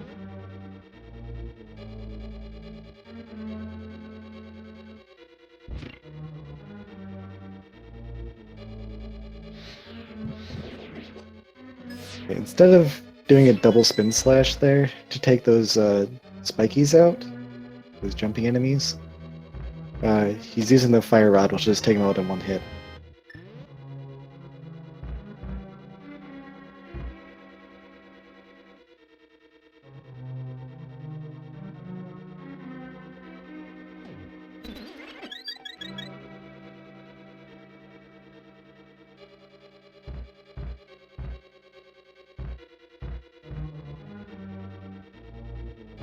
And Zen0bian does have the mirror shield, because he decided to pick up all the shield upgrades he saw.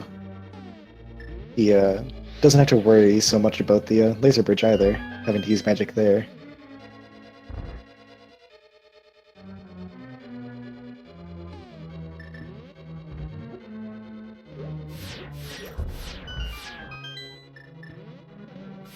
And Zen0bian remembering that Mimic Cave is a thing here.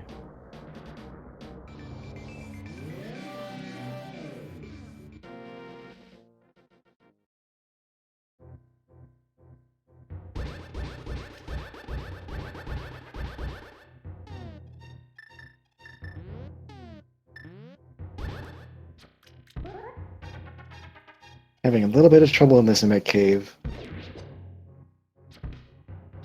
So I believe the usual strat for it is to double tap the A button, I believe, to grab. And then if you do it fast enough and grab the wall, you can just pull the mimics around. Or if you just grab it once, they'll just stay still. Yes, it's very convenient in this room. It is also very convenient in the Mimic room in Ganon's Tower. Zen0bian picks up the blue boomerang from Mimic Cave.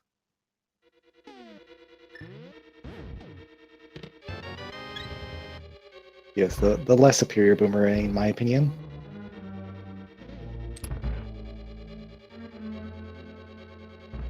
Yeah, that wall grab trick for the mimics is also useful if you're doing the potion glitch in the Palace of Darkness.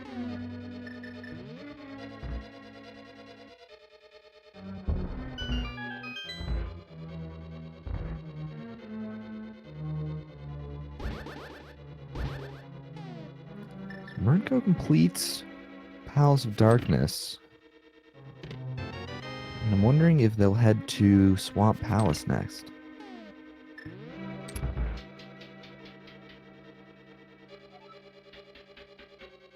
They were going somewhere else, but maybe they will head to Swamp Palace now, or maybe not. Yeah, they were gesturing towards going to Ice Palace, but they decided to come here first.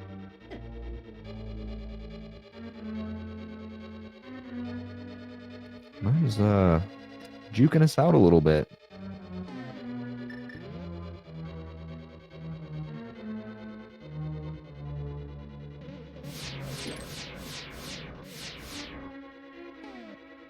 Yeah, looks like he's trying to decide between going to Ice or Swamp, and because he can complete both, but he might have been like deciding what to do first, as well as like which dungeon has more items.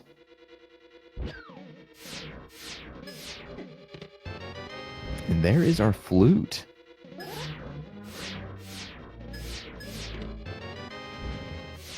So yeah, we're not in go mode just yet. As we said before, we still need to see if Desert is boots locked.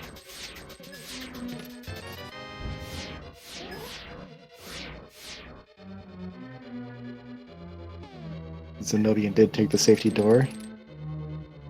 Just in case he dies and saves and quits, or saves and continues, he can go right there and have a quick route to try next.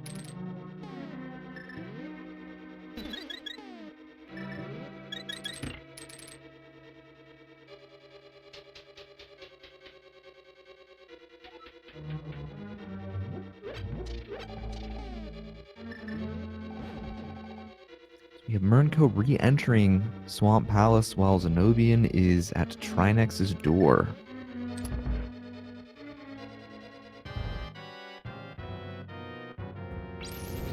Yeah, Zen0bian has all the firepower he needs to complete this, like, relatively easily, but once again, has only green mail, but shouldn't be very difficult, especially in this second phase here.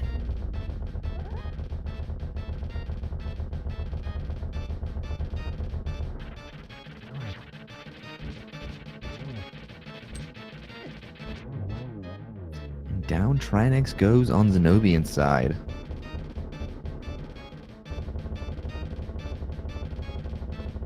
He now has his 6 crystal and some blue mail.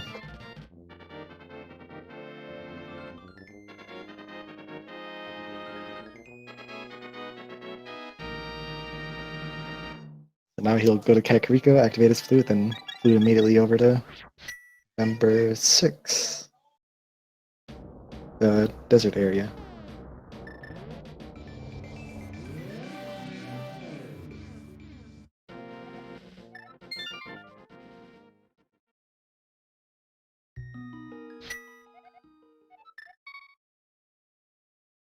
And you remember this time that because he was in Dark World, he had to mirror because of Aghanim 1.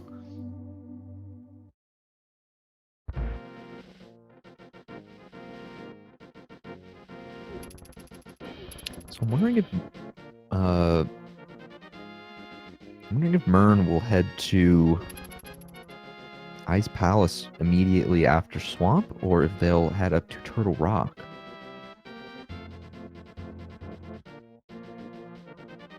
With him almost deciding between these two, I'm pretty sure he's just gonna go to Ice because it'll open up the big ferry. But yeah, it's a possibility he does go to Turtle Rock after doing Ice.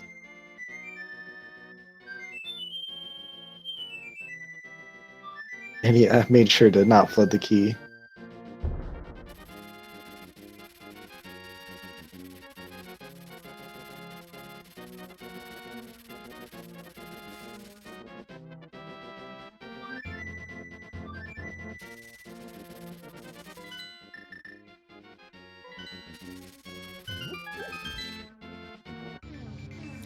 Now, Dawn, do you think Zen0bian will also check the checkerboard cave? No, I don't think so. Like, he might just be thinking he's in go mode and goes straight to desert before even checking the mire shed here.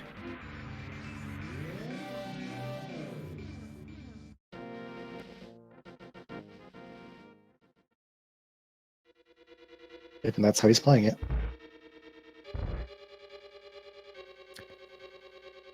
So Zen0bian thinks that they're in go mode. We're not going to call it go mode just yet, but they're clearing this dungeon as if they are in go mode. Yeah, not even checking the torch to see if the big key's there.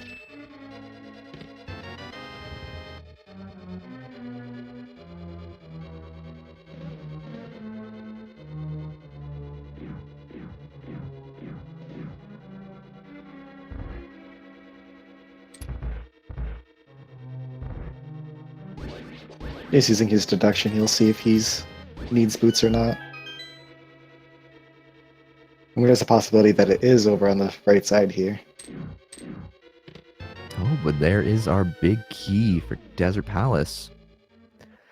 Meanwhile, Murnco picks up silver arrows from the big chest in Swamp. Yeah, so that will be go mode for Zen0bian from grabbing that flute.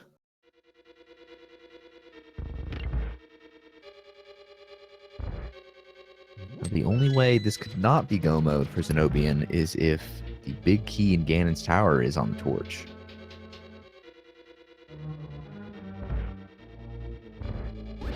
Then Zen0bian has to decide whether or not they want to actually continue climbing through Ganon's tower until they can climb no more, or if they dip out and head to Misery Mire.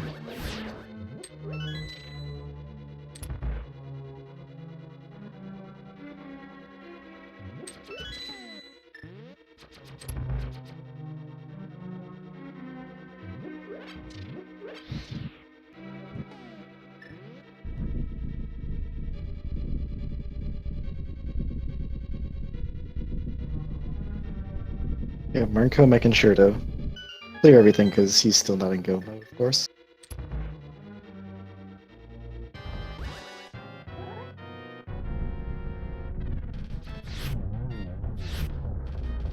Oh, and Zen0bian just missing the zero cycle on Limolus. Yeah, accidentally shot that blast arrow left.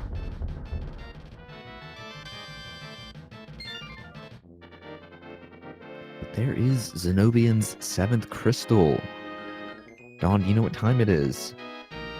It is the big key guessing game. I believe there are 22 locations where the Ganon Tower big key can be. And if you are a subscriber or have donated 250 bits to the Speed Gaming community here, channels, you can get on the leaderboard, I believe. Dawn, where do you normally like to guess? I normally guess 6. I like seeing the right side go, and it being one of the chests in there, over on the right side, after the torch room. My personal preference is number 3. I usually hope for the torch, but there's no boots today, so I'm going to call chest number 18.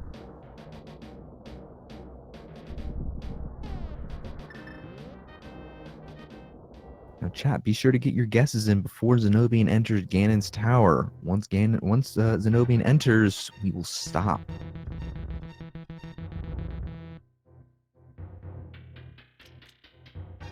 Yeah, otherwise, I do like guessing 2 as my other number. Because if they go right side, first one being a small key, second one being big key, and you just go.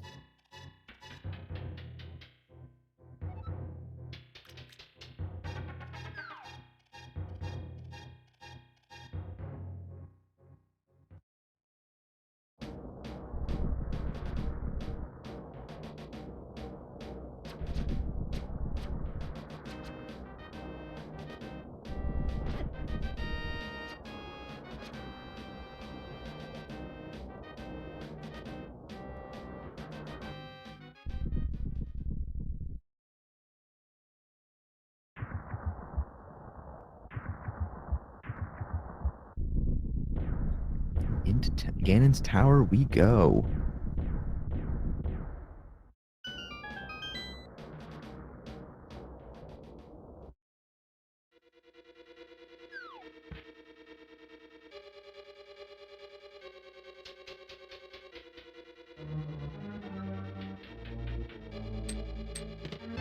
Murnco making his way to the Ice Palace.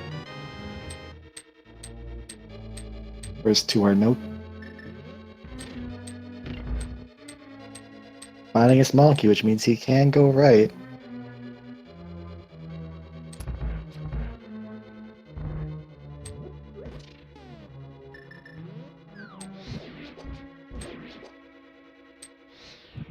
Making sure to take out that Gibdo so it doesn't get in his way.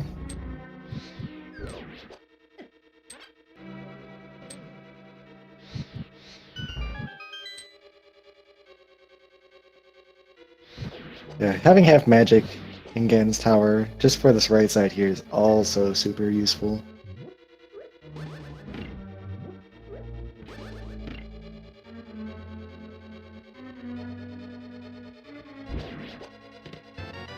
Reuse some bombs for his arrow upgrade. 5 bomb upgrade and 6s. A big 20. Let's see if it's on the torch. The moment we've all been waiting for. But it is not there.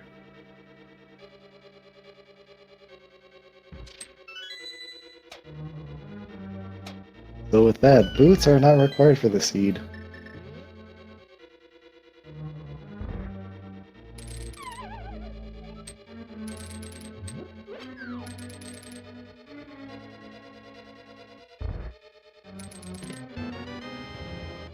Murnco about to grab his red boomerang. Boom, was that number I think that was 10. 10? The 7 was torched and 3 more after that.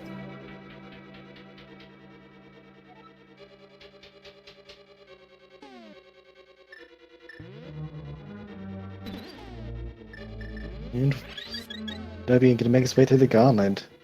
Try to catch a fairy, but flew right into him.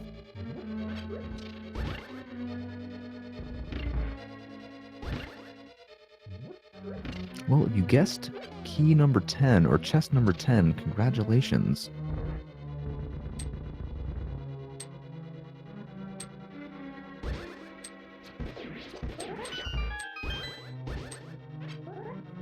Grabbing the statue to manipulate the mimics. Then using his sword out to make sure the mimic's not looking at him. But he could just look right at him. He does have the mirror shield.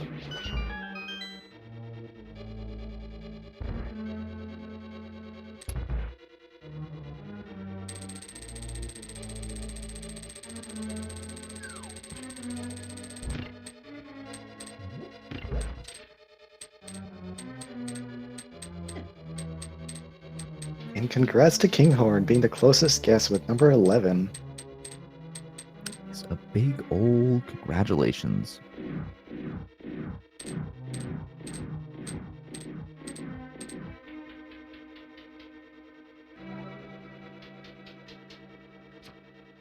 Murnco using the alternative option to breaking the ice with the Bombos Medallion.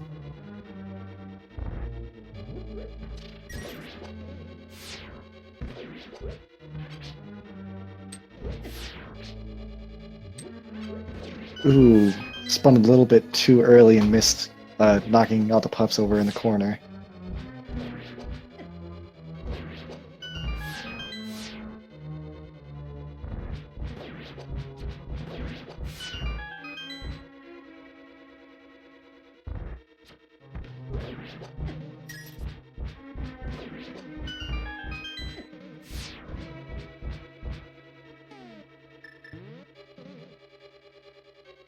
So with Ice Palace out of the way from Murnco, it looks like they will need to head up to Turtle Rock.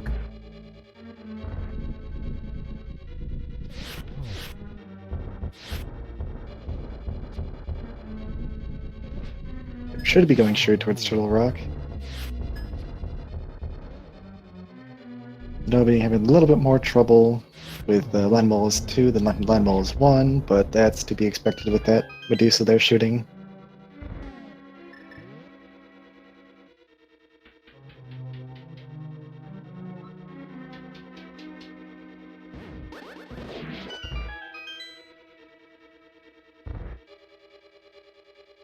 Oh, Murnco is going to go the Pyramid Fairy first. Ah, they're hoping that their progression will be in there.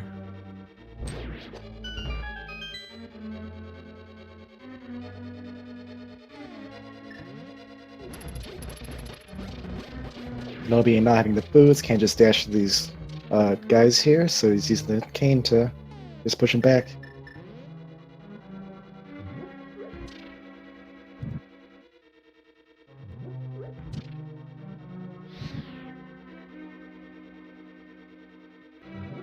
And Murnco remembering the Igninum gate.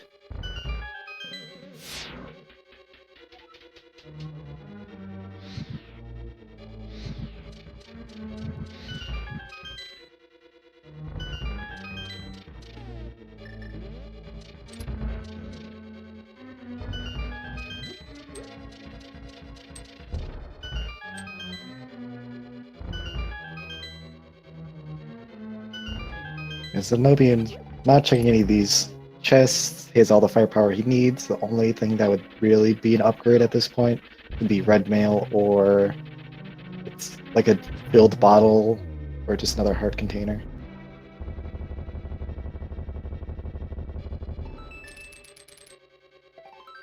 Zen0bian 2, Zen0bian 2. Zen0bian picking up a heart piece from Moldorm 2 chest.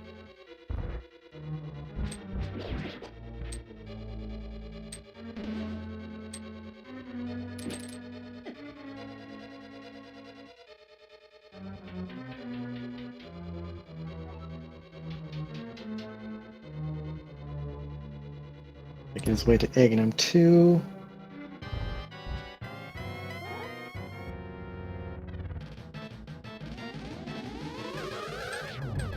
Gets a triple the first time. Oh, baby. Ooh, the blue ball pushing him away. Getting another blue ball.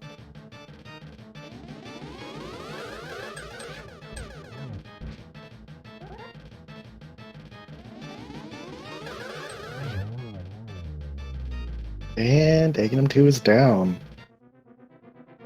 Very nicely done from Zen0bian.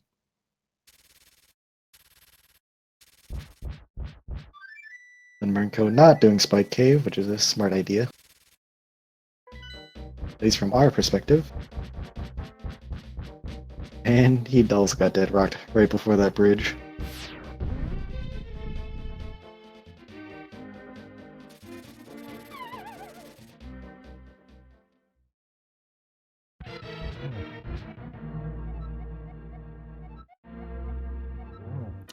Ganon with the cheese facts. The more you know.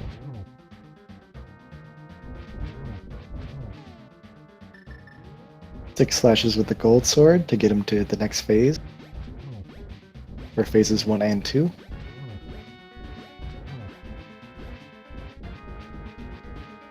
Now, the nice thing about the Cane of Burna is it does protect you and it also does damage your the enemy, but it causes significant lag in the game.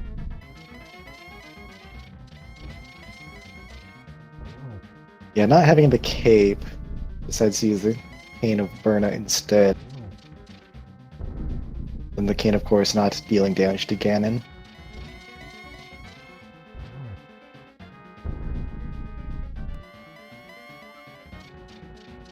Ganon letting us know that the silver arrows were in Swamp Palace. What a great friend.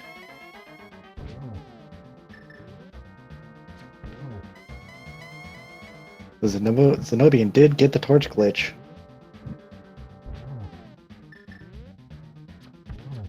Gets 2 hits down. And just needs one more.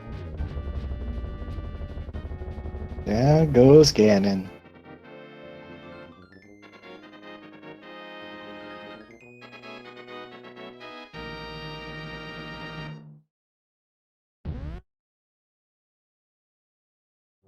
And congrats to Zen0bian for winning. With a time of 1 hour 56 minutes and 10 seconds. Yes, GG's to Zen0bian.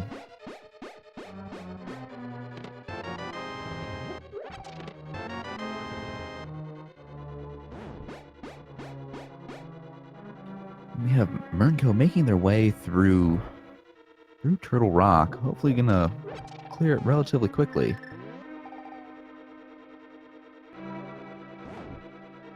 And Zen0bian is in the waiting room to join us for an interview.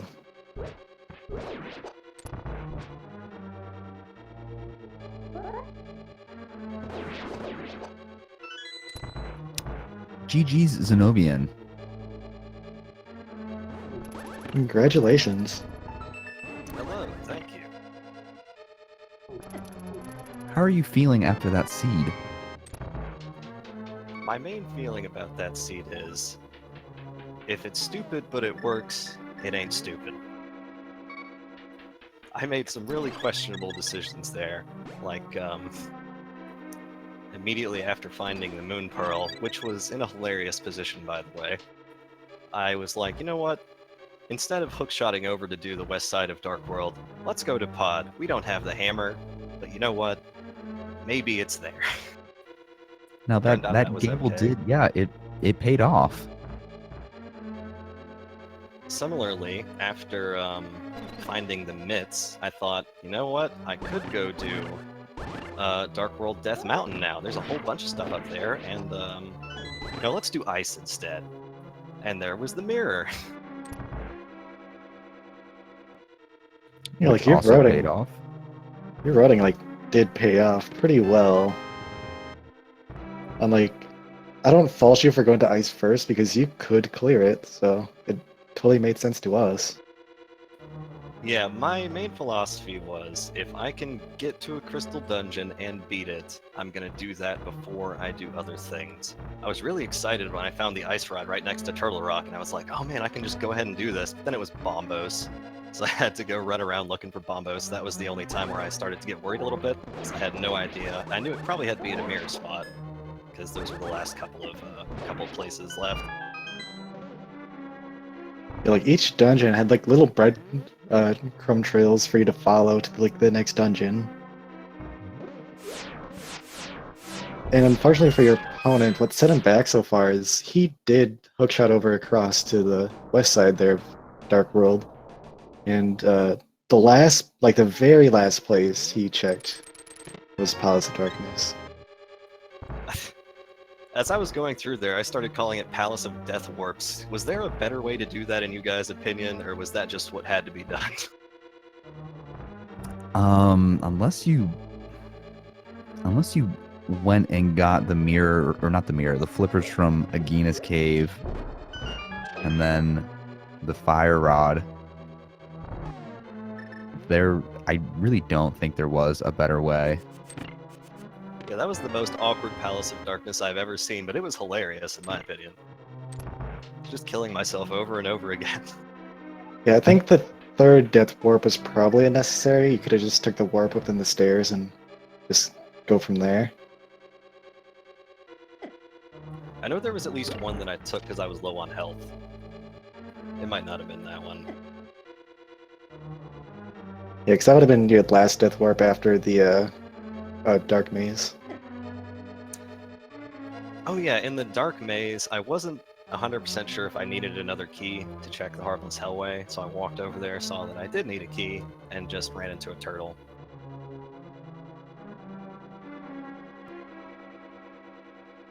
Yeah, Since I was on 1 HP anyway, I wanted to fill up a little bit before coming back for Helmasaur.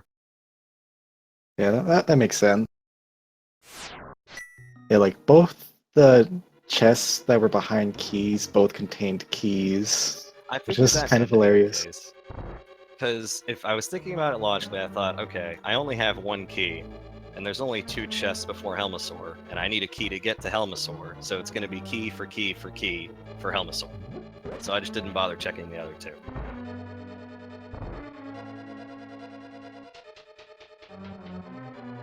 Yeah, then it had to be like a breath of relief for you once you entered a desert, and like it was kind of interesting that you didn't even check what was on the big key torch.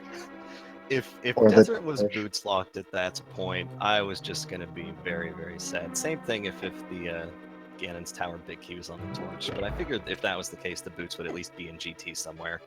I don't know where they were. They're probably in GT. Yeah, Murnco didn't find them either, so we have no idea where they're at. And we can tell you that it's not in Skull Woods. 'Cause I believe you didn't even check Skull Woods, did you? Nope, I never went there. I tried to avoid pendants as much as possible, with the exception of Thieves, which was a total bust. If I had gone to Digging Game before Thieves, then I would have just skipped it entirely. But unfortunately, I knew that if I went down to Digging Game, I couldn't come back up without like going all the way back to the Aghanim Warp, hookshotting, walking all the way back, unless Mitts were there. And Mitts just happened to be there. But I didn't take that risk. That was too risky for me today. And I always love when the Go Mode item is on Laser Bridge. That's probably my favorite. Oh yeah, it was in the 4th chest of the Laser Bridge.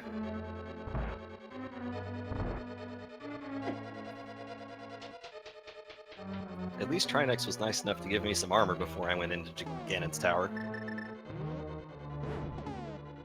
Yeah, once again with that, we haven't found Red Mill either, or the other progressive armor. So outside of that, the only things I were missing was I didn't find the cape, or the book, or the mushroom. Yeah, those 3 items we did not see at all.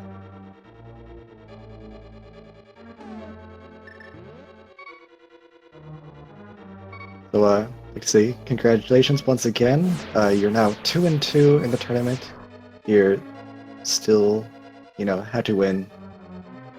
Hanging on by a thread. Yeah.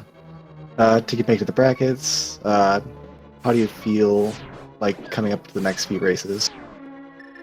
Well, I only really play this game casually with like one other friend that plays this game. We do like 1 or 2 races a week. So, I mean, my goal was to win like 1 or 2 games and have a good time. And I've done that. So I'm happy with the tournament so far, regardless of what happens in the future. I've had a lot of fun. Almost every seed has had something ridiculously trolly. My last race didn't have a sword for 1 hour and 17 minutes. That was great. This Sounds, race never found boots. Very frustrating. It was. I'm very bad with the hammer, and it was a hammer time seed for the longest time. Also didn't find the lamp until about 1 hour 30, and I can't do dark rooms, so that was a rough one. This one, though, I loved this seed. It was hilarious. When I found flippers in Aghanis Cave, I was convinced that we wouldn't need to do Aga Tower. So I was like, yeah, there's going to be like Moon Pearl and Hammer over in Zora area. There's 4 items. I'm probably good to go. Nope. Totally wrong. And the whole time I was in Aga Tower, I was worried. What if I missed something? What if Moon Pearl isn't here? I am so dead if Moon Pearl isn't here. That was a big sigh of relief when it was there. Now, did the thought of a blind pedestal pull ever come across your mind during this seed? Towards the end, I knew, well, I would say when I found, I think, Mirror, I knew it couldn't be Blind Ped. Maybe not Mirror. At some point, I was thinking about it and thought, no. Myers a pendant. There's no way it can be Blind Ped. Oh, well, do you have any final thoughts about the seed? I think I should start remembering to mirror before saving and quitting after beating Aghanim. Because I did that, I think, 3 times where I just saved and quit back to the pyramid. Yeah, I noticed you remembered it right after Shoulder Rock. Yeah, that was the one time I remembered. I was like, I'm not going to do this a 4th time. But no, that was a great seed. So if you guys want to get back to commentating Murnco, I can hop on out of here.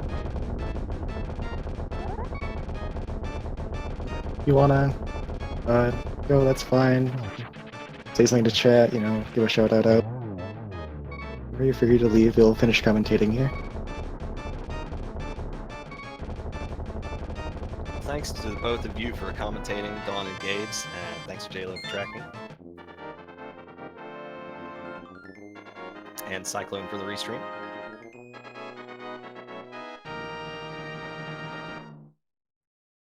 You are very welcome. Thank you for letting us commentate over your race.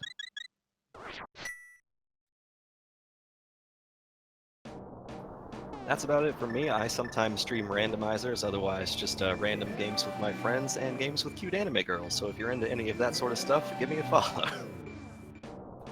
Thanks a lot, guys. You guys have a great day and have a fun rest of the tournament. I'll catch you later. You as well.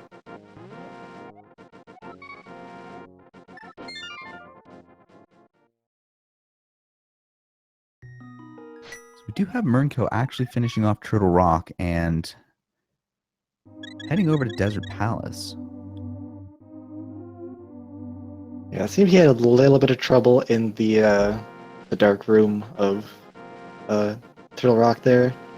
Just kind of got turned around on the ride and took a lot more hearts of damage, and unfortunately made it into the laser bridge room and died. But on his second trip through, he made it around safely. Now he's off to go activate his flute.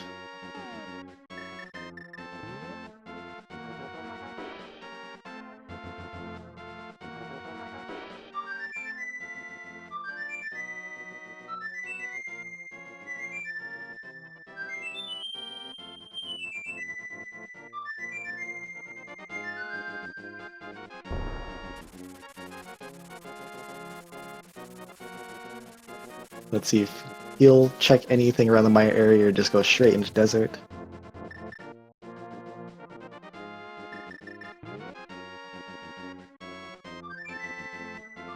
My guess is Murnco will just go straight into desert, do the same thing that Zen0bian did. Skip checking the shed, skip checking the torch.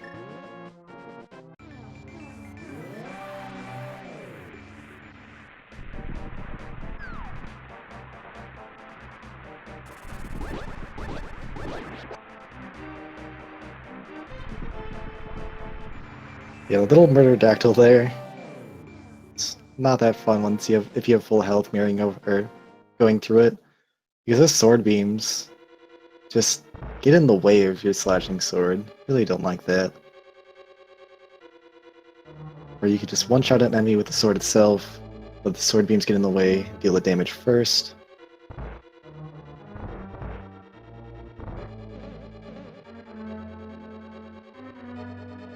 And he does check the torch and finds a heart piece.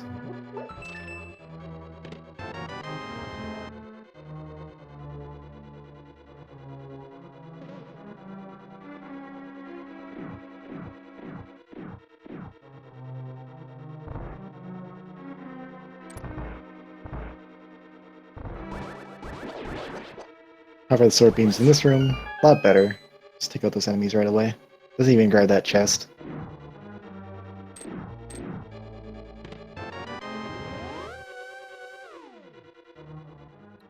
Got lucky on that second one.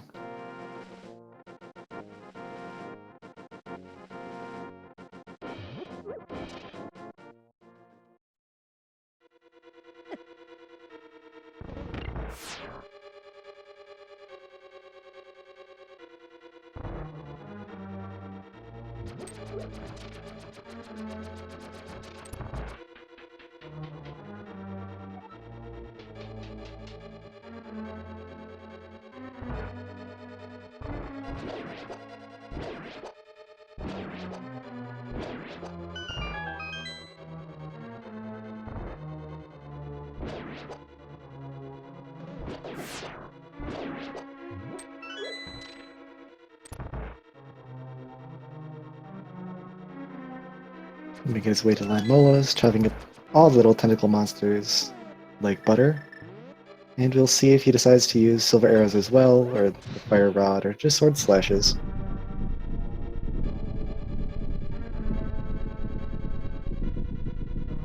Yeah, the silver arrows are definitely very convenient for both Lamolus and Lamolus 2. However, they are a little tricky to nail.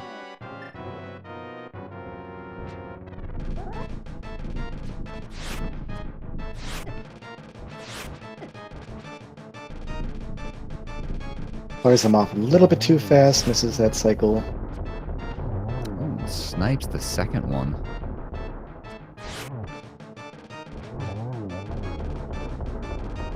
And just a couple slashes to finish that third one off.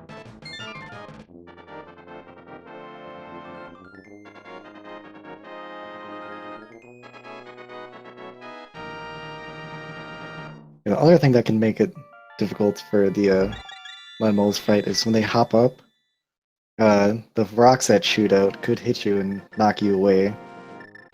As well as if they decide to do little short hops.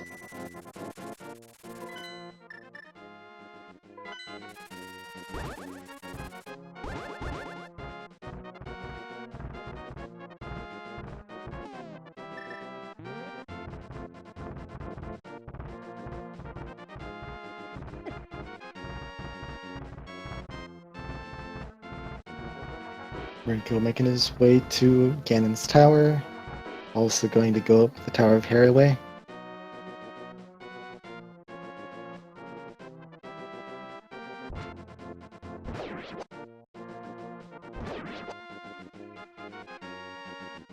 Yeah, one of the other downsides of completing Aghanim 1 are just more enemies spawned about the world, just like those blue spiders there.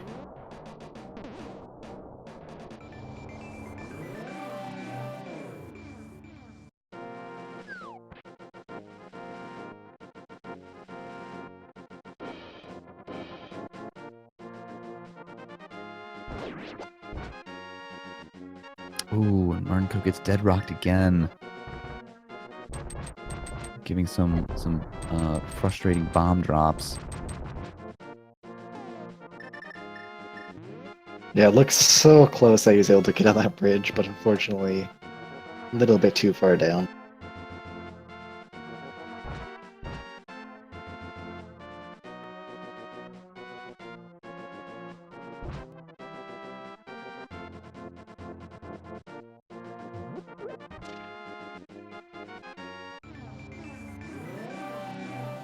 I'm a bit curious to know if he's a left side first or right side first kind of player.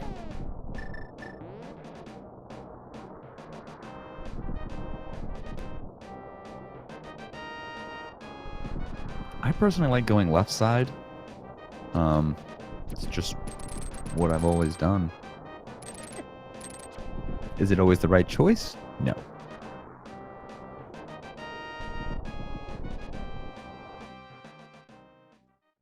Yeah, like I said, I like going right side first. I watched a lot of other runners, and they seem to prefer going right side, so I'll take their knowledge and believe that going right is probably better.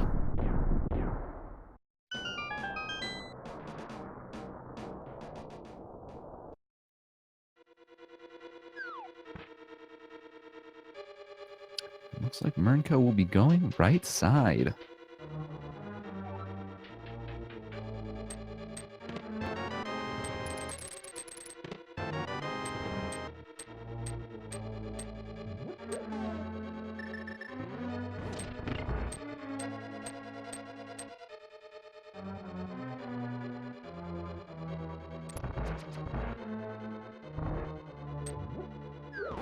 Yep, and as per tradition, if you find a key, just keep going.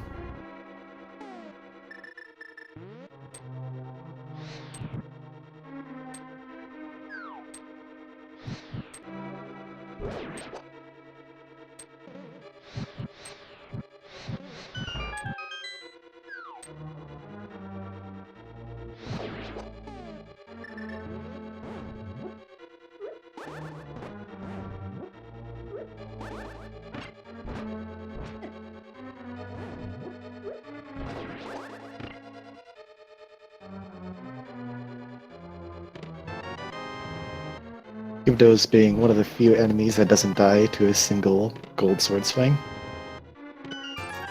They will die to a single silver arrow.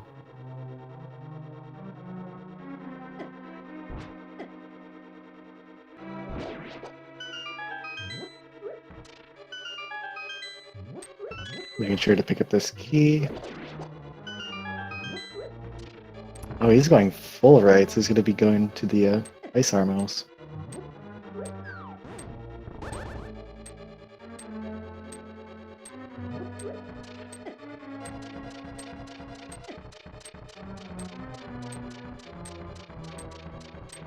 Yeah, with that block, that's Mario block. I'm not sure if that's just something he normally does to get the timing right for himself. It looks like he does this more often than we'd think. He cleared that hallway pretty quickly without a lot of trouble.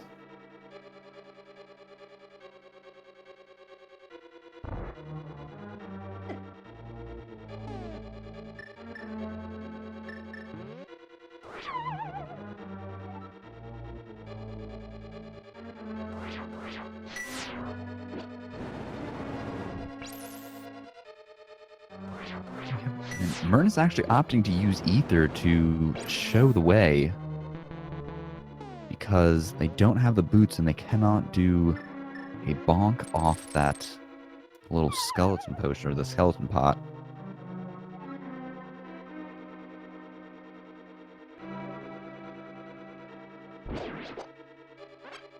I don't use ether that often. I didn't know that they stay frozen this long. Looks like Mern is just going to nope on out of there and head straight over to the left side. So they'll pick up their big key shortly.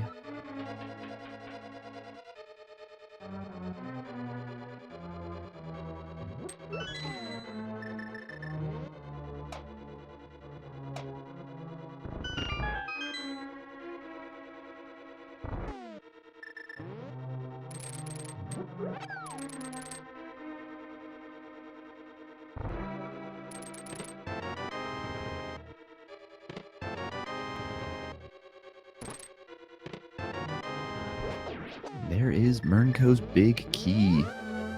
So up the tower they go.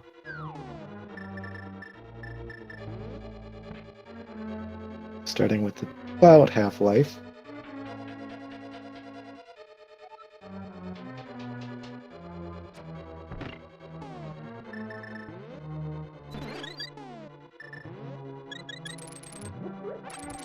Good powders to get most of it back.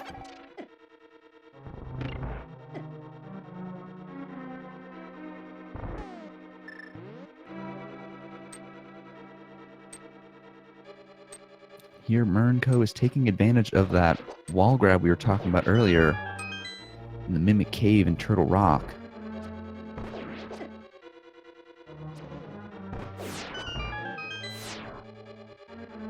Yeah, and does that second mimic room fairly cleanly as well. Just got a little hit from that second mimic, but recovered very well.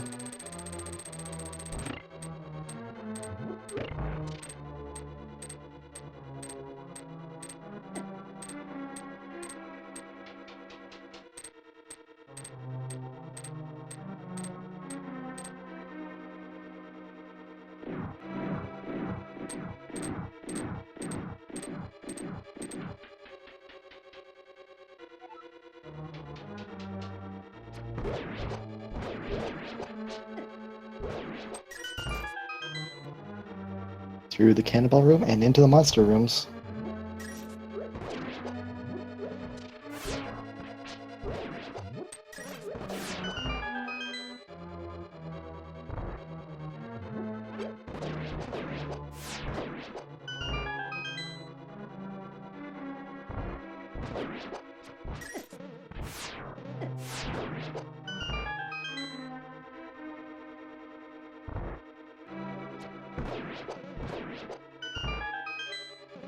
Actually bonking the spike in that previous room, but clears this one really quickly. Lined up a nice silver arrow on the skeleton.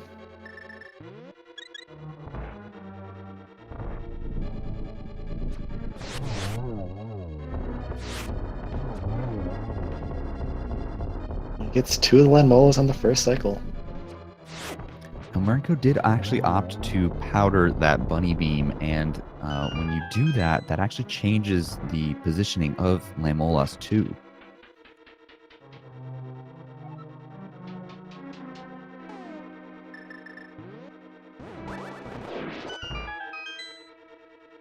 It's a very clean Wizrobe room.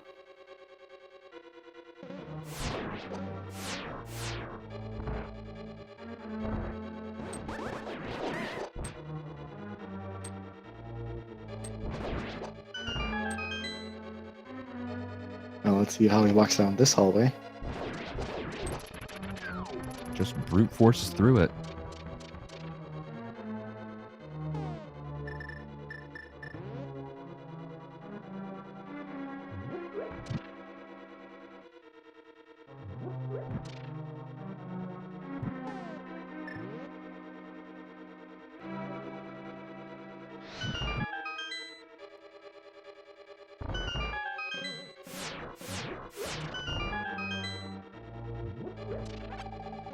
Getting the magic refill before the next room. Wasn't sure if you had enough to get all 4 torches or not. Definitely a good safety strat.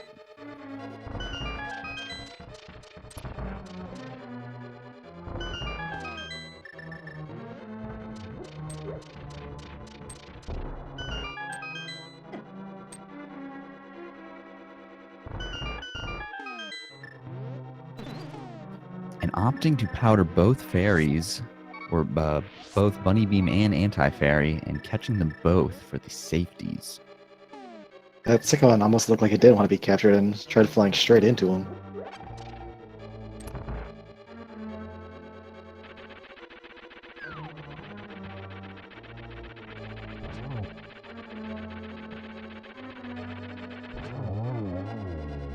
Moldorm 2 goes down quick and easy. Murnco also picks up that piece of heart.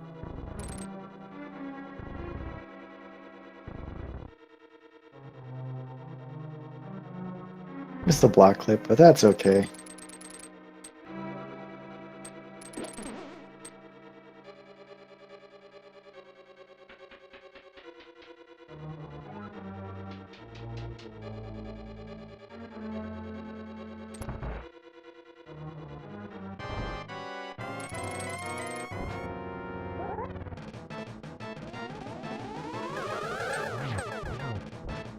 It's a double on the first.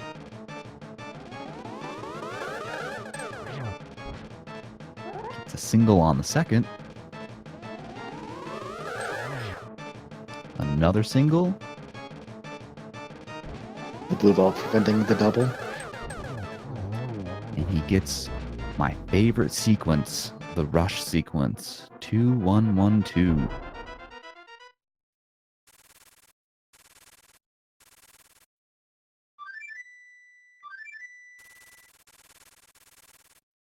That was a good one. I had never heard that one before.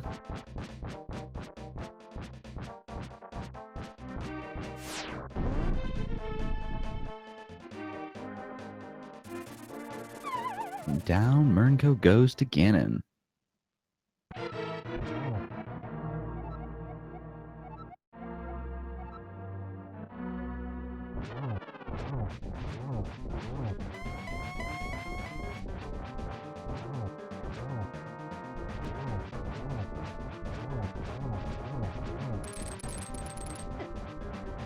Murnco tries to skip some of those fire bats, but misses it.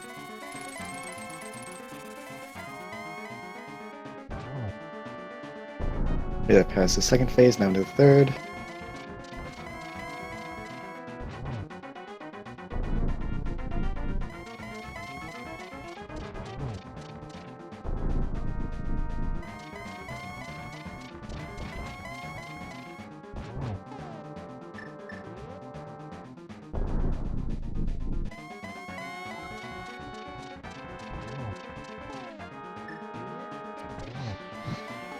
And gets the torch glitch after a silver arrow shot.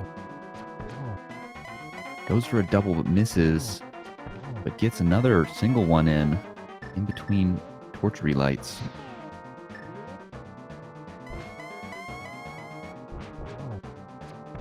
And down Ganon goes on Murnco's side. GG's to Murnco. GG's.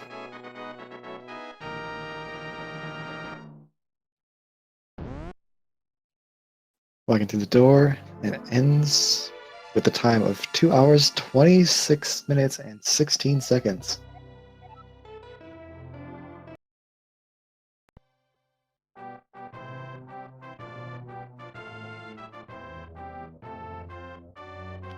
Let's see if we can pull Murnco in.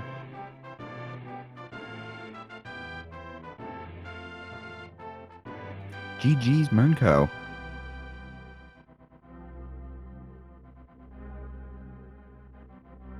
Congratulations. Hey, thanks. So That how are was you a feeling? seed. That was a seed. That was a seed. That definitely was a seed. I don't think I've ever seen Desert Palace as my last thing because there's 2 different ways to get in there. I still couldn't. Did they find the book by any chance? No, no one found the book. No one found the book, cape, mushroom, or boots. Or red mail. Yeah, that green mail was starting to kill me in Turtle Rock, and then it's like, oh, thank you for the blue mail. Thank you. That's could have used that at the first of the dungeon. So, what was your decision behind leaving Palace of Darkness for so late? That's a great question. I think it had to do with the fact that I didn't have the hammer, and then I was like, when I decided, oh, I'm gonna go do Palace of Darkness, and then I was like, oh, I don't have the hammer to get through these spikes. Like I went up to the spikes, and I was like, not spikes, the pegs, and I was like, oh, I can't get through here, so I'll just keep doing things in the Southland there. Anyway, you There's never, a lo- you never suspect the vanilla location, right? that is true. Yeah, it looked like you were gonna go do it before even getting that first chest in Swamp. Because it looked like you were going that way, saw that you didn't have the hammer, that there was like the little swim like port there. It looked like you were gonna go down in the water, but you went over to Swamp instead. Yeah, well, obviously it was the wrong choice.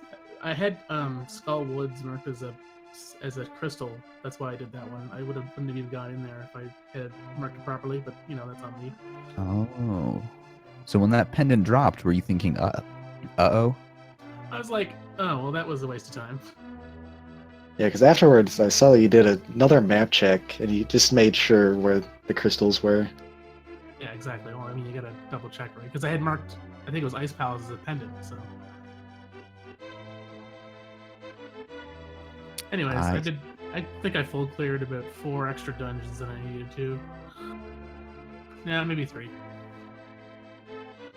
No, I think the only, well, I guess yeah, Thieves Town didn't really have much, and then Skull Woods. Other than that, your opponent also like full cleared everything except for the Skull Woods. Yeah. So you see, if I would have marked that properly, it would have been a lot closer even, because I wouldn't have. Well, I should have just went to pod. Obviously, I was like, instead of going to Catfish, I should have just went to pod. You don't know that because you don't have the hammer, so you got to make choices based on what you have. Yeah, hindsight's 50-50, and like you said, you didn't have the hammer, so it was a little bit less on the table.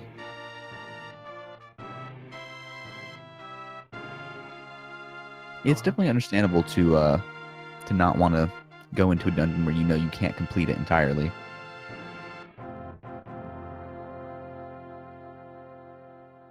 Yeah, well, I saw my map. I was like, okay, so I can go into like 4 dungeons right now, but I can't finish them, or 3 of them, I guess. But yeah, I just had to pick one. Well, do you if you had to redo that seed, what would you do differently? Well, I mean, knowing what I know now, obviously I go immediately to pod, but That's definitely fair enough. Well, Murnco, do you have any final thoughts about this seed? no, I mean it was actually fairly linear up until a certain point. So it was like you didn't go to Dark World until like half hour in or whatever. At least I didn't. I'm sure somebody else may have. But Yeah, you both entered like at the same time at like 30 minutes, 31 minutes in. yeah, I mean, I just I'm happy to run, having fun. That's all what it's all about.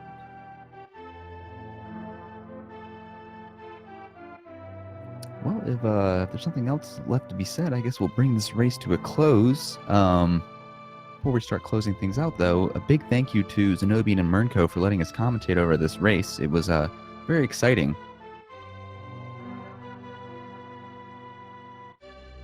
But thank you all for tuning in today. My name is Little Gabes. I've been joined by Don Venier, thanks for stopping by. Thanks for watching. and we will catch you all again soon.